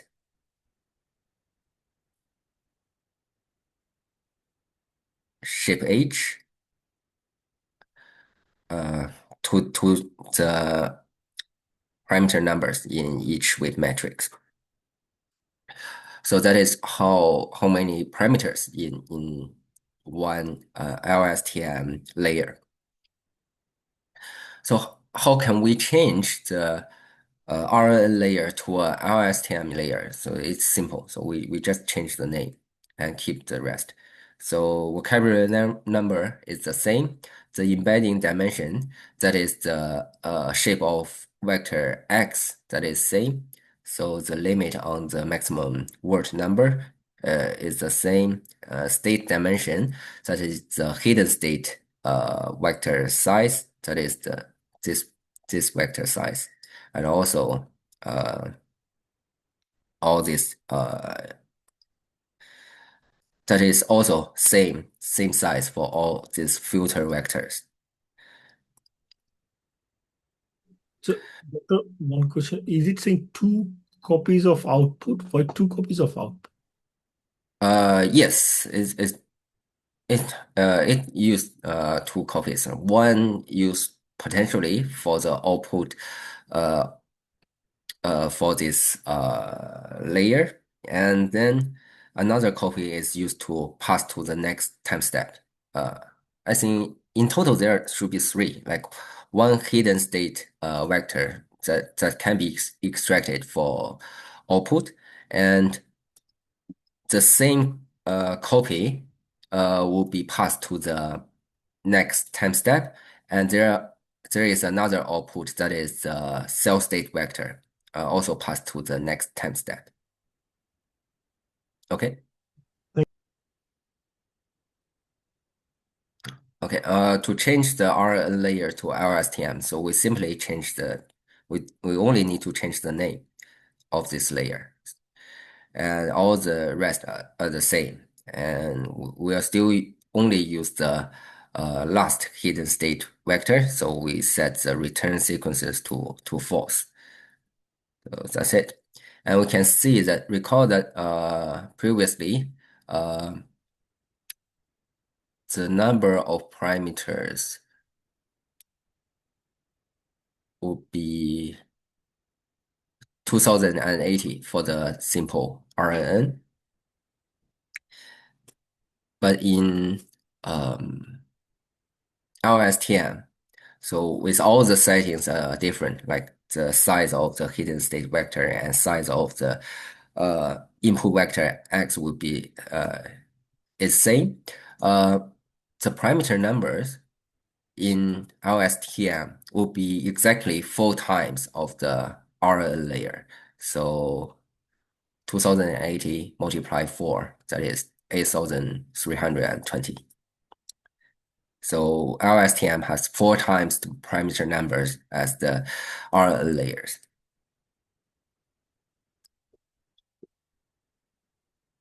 Okay, if we apply this model on the IMDb review dataset, we can achieve like higher training, validation, and testing accuracies than the RNN model.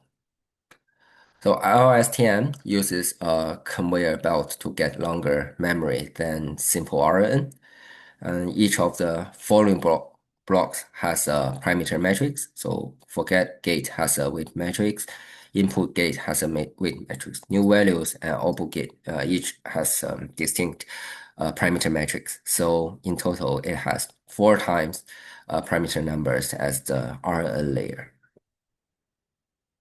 So I will leave this video for you to view in your own time. Okay, that will be the content for all the lecture contents. Any questions regarding it? Hi, Dr. Chen.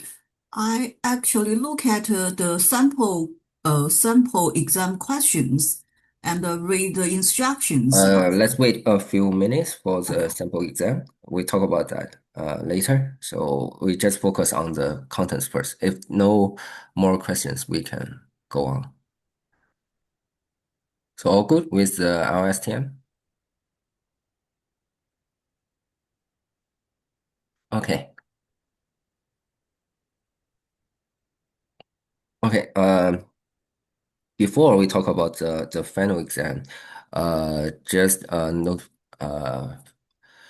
notification that the feedback for these subjects and teaching survey is now open.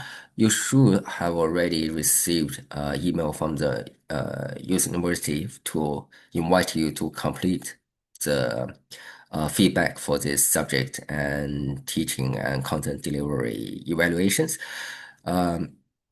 So I would appreciate that you can take your a few minutes to finish the feedback and give us some like suggestion, like how to improve, like what is good in this course and what need to improve in the future. I will appreciate your comment and your time. If you don't receive the emails, I think you can find the portal or the link through the LMS homepage. So there will be a link here saying student feedback, and you can click the link to the to go to the feedback form. Yeah. Okay. So for the final exam information, so it is an online exam and it will be held on next Tuesday, so on the 25th of August, Melbourne time, at 17 o'clock. And it is a 3 hours exam. It is unsupervised exam. It is closed book exam. So in total, there are 100 marks for the final exam, and it will account for 50% of the total grade. So there are in total 10 questions. So all questions are short answer questions. Each question come with 3 to 6 sub questions. So it depends on the topics to test. So the sub question numbers could be varied. And there will in total 10 questions for 100 marks. So 10 marks for each large question. So if you are feeling unwell during the exam or prior to the exam session, please apply the special consideration through the following links.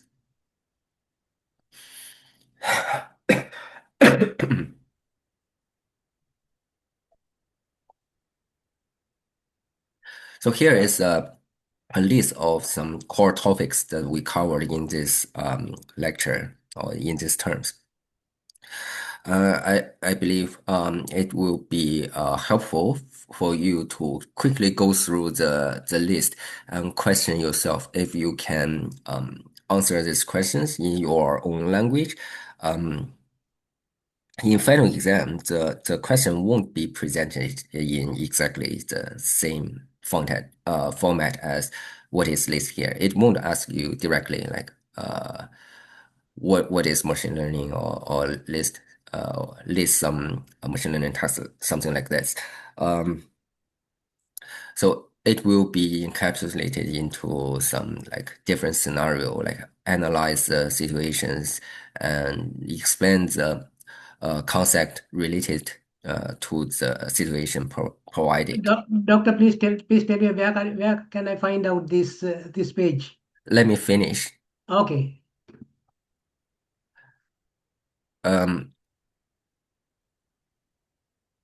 So it won't be presented in the exactly same phrase as what is listed here. So you may be provided some scenario or some task to deal with, and then explain the concept, reasoning, and discussion using the concept we talk about, and also explain the concept using your own language.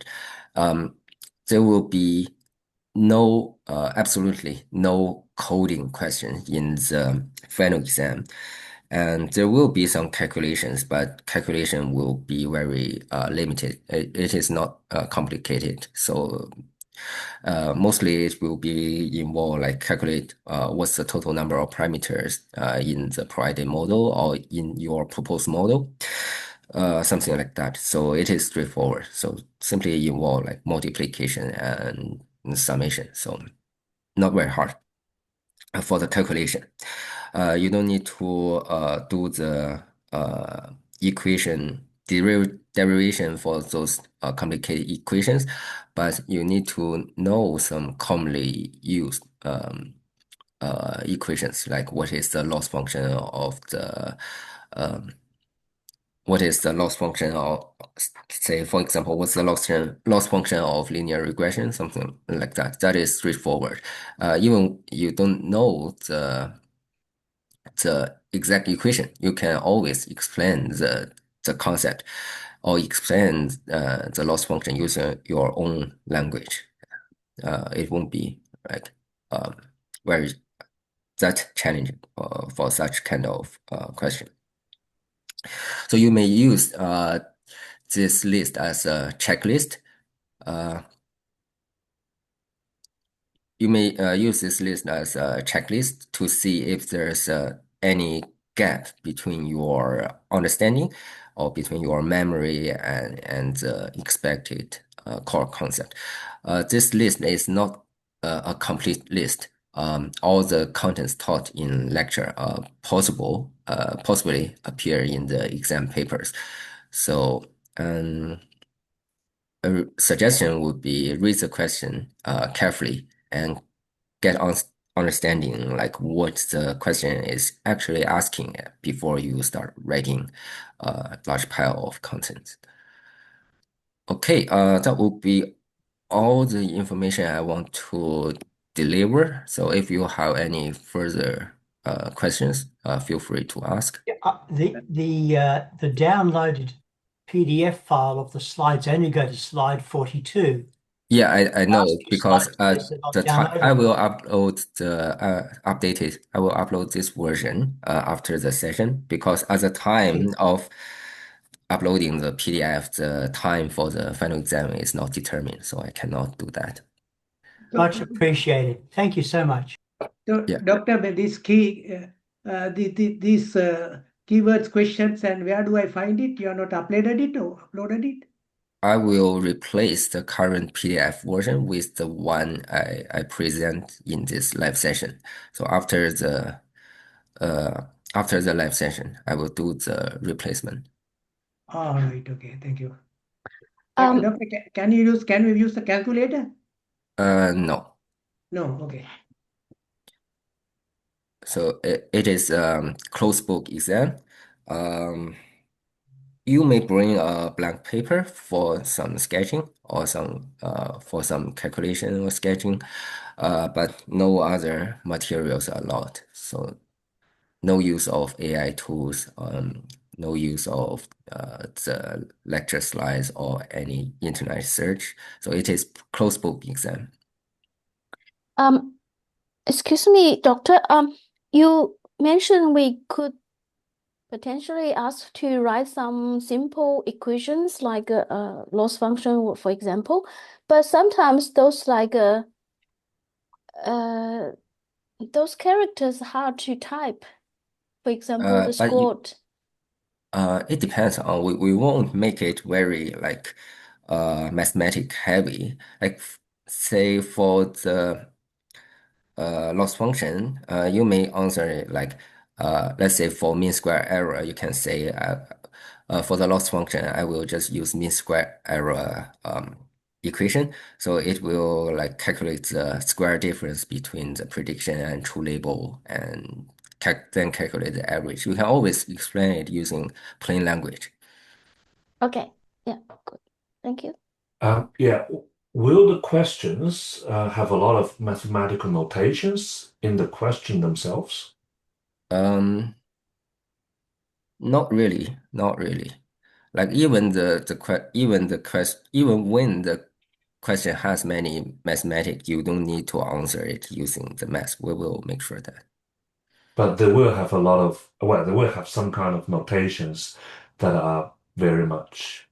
I won't say there is no math notations, but not much. Okay, thank you. Quick follow-up question. Probably something that already may be discussed, but just to make sure, could you go back to that list of questions? I saw something. Yeah, so in this one, the question one that before the last one, what is the loss function of the linear? So no, the previous one. Sorry. Yeah, what is the loss function of the linear regression? So is this like question like this? Is this asking like the loss function itself, or like to explain us what the loss function is and why we're using it, or the both?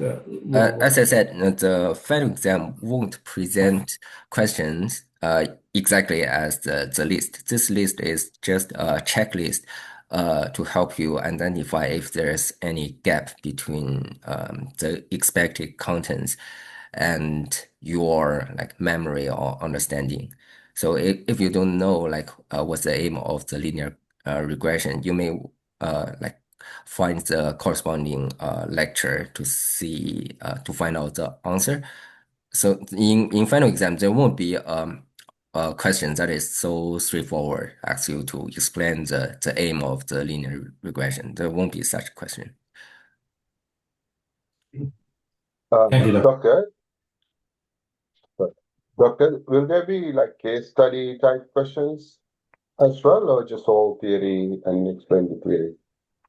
Sorry, I can't hear clearly. Like a case study question. In case study?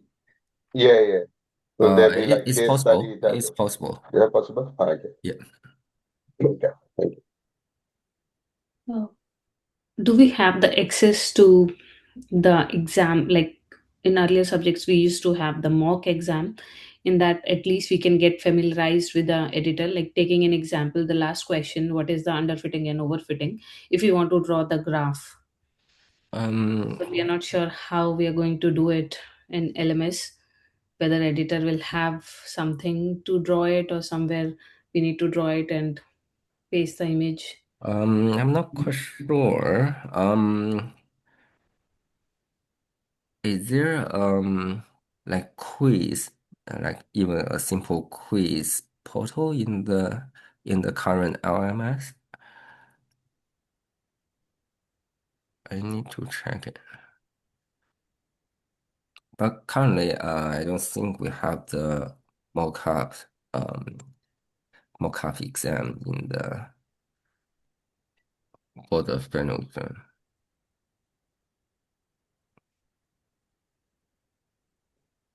There is a sample exam PDF in Module 6 live sessions, but again, that is only questions without any answers, or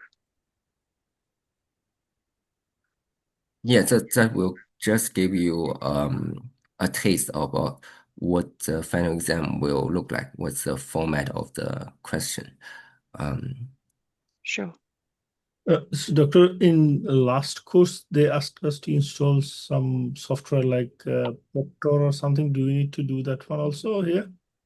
Not really. You don't need actual tools to do the final exam. So most answer can be just be answered using plain text. So I mean, there was a software installed. They were asking us to show the room and everything. So No, that is for supervised exam. This is an unsupervised exam. okay. So we don't need to install those software or anything. You don't need to install any additional software. Okay. So the exam doesn't require you to use some external tools. Like you're not required to like draw something on using the external tools and then upload the image. There are no such questions. So don't use those external tools. Simply just enter your answers in the text box. That will be enough. Doctor, there are no multiple choice questions? No multiple choice. All right. That's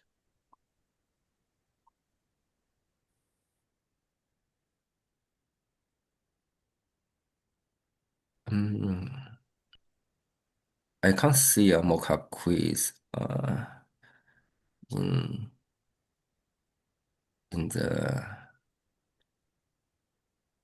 lecture in the LMS. Let me see.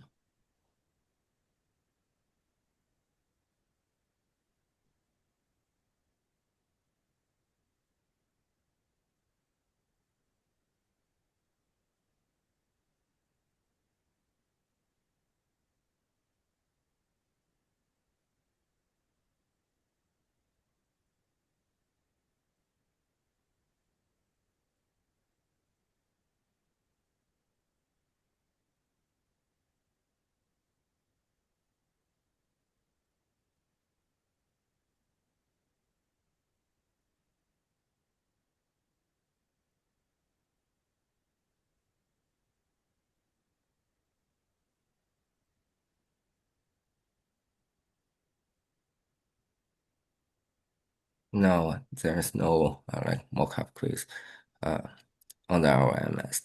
So all the answer can be just simply typed into the text box in the provided area. Okay.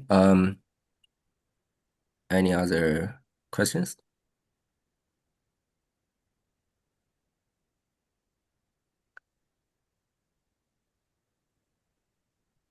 All good?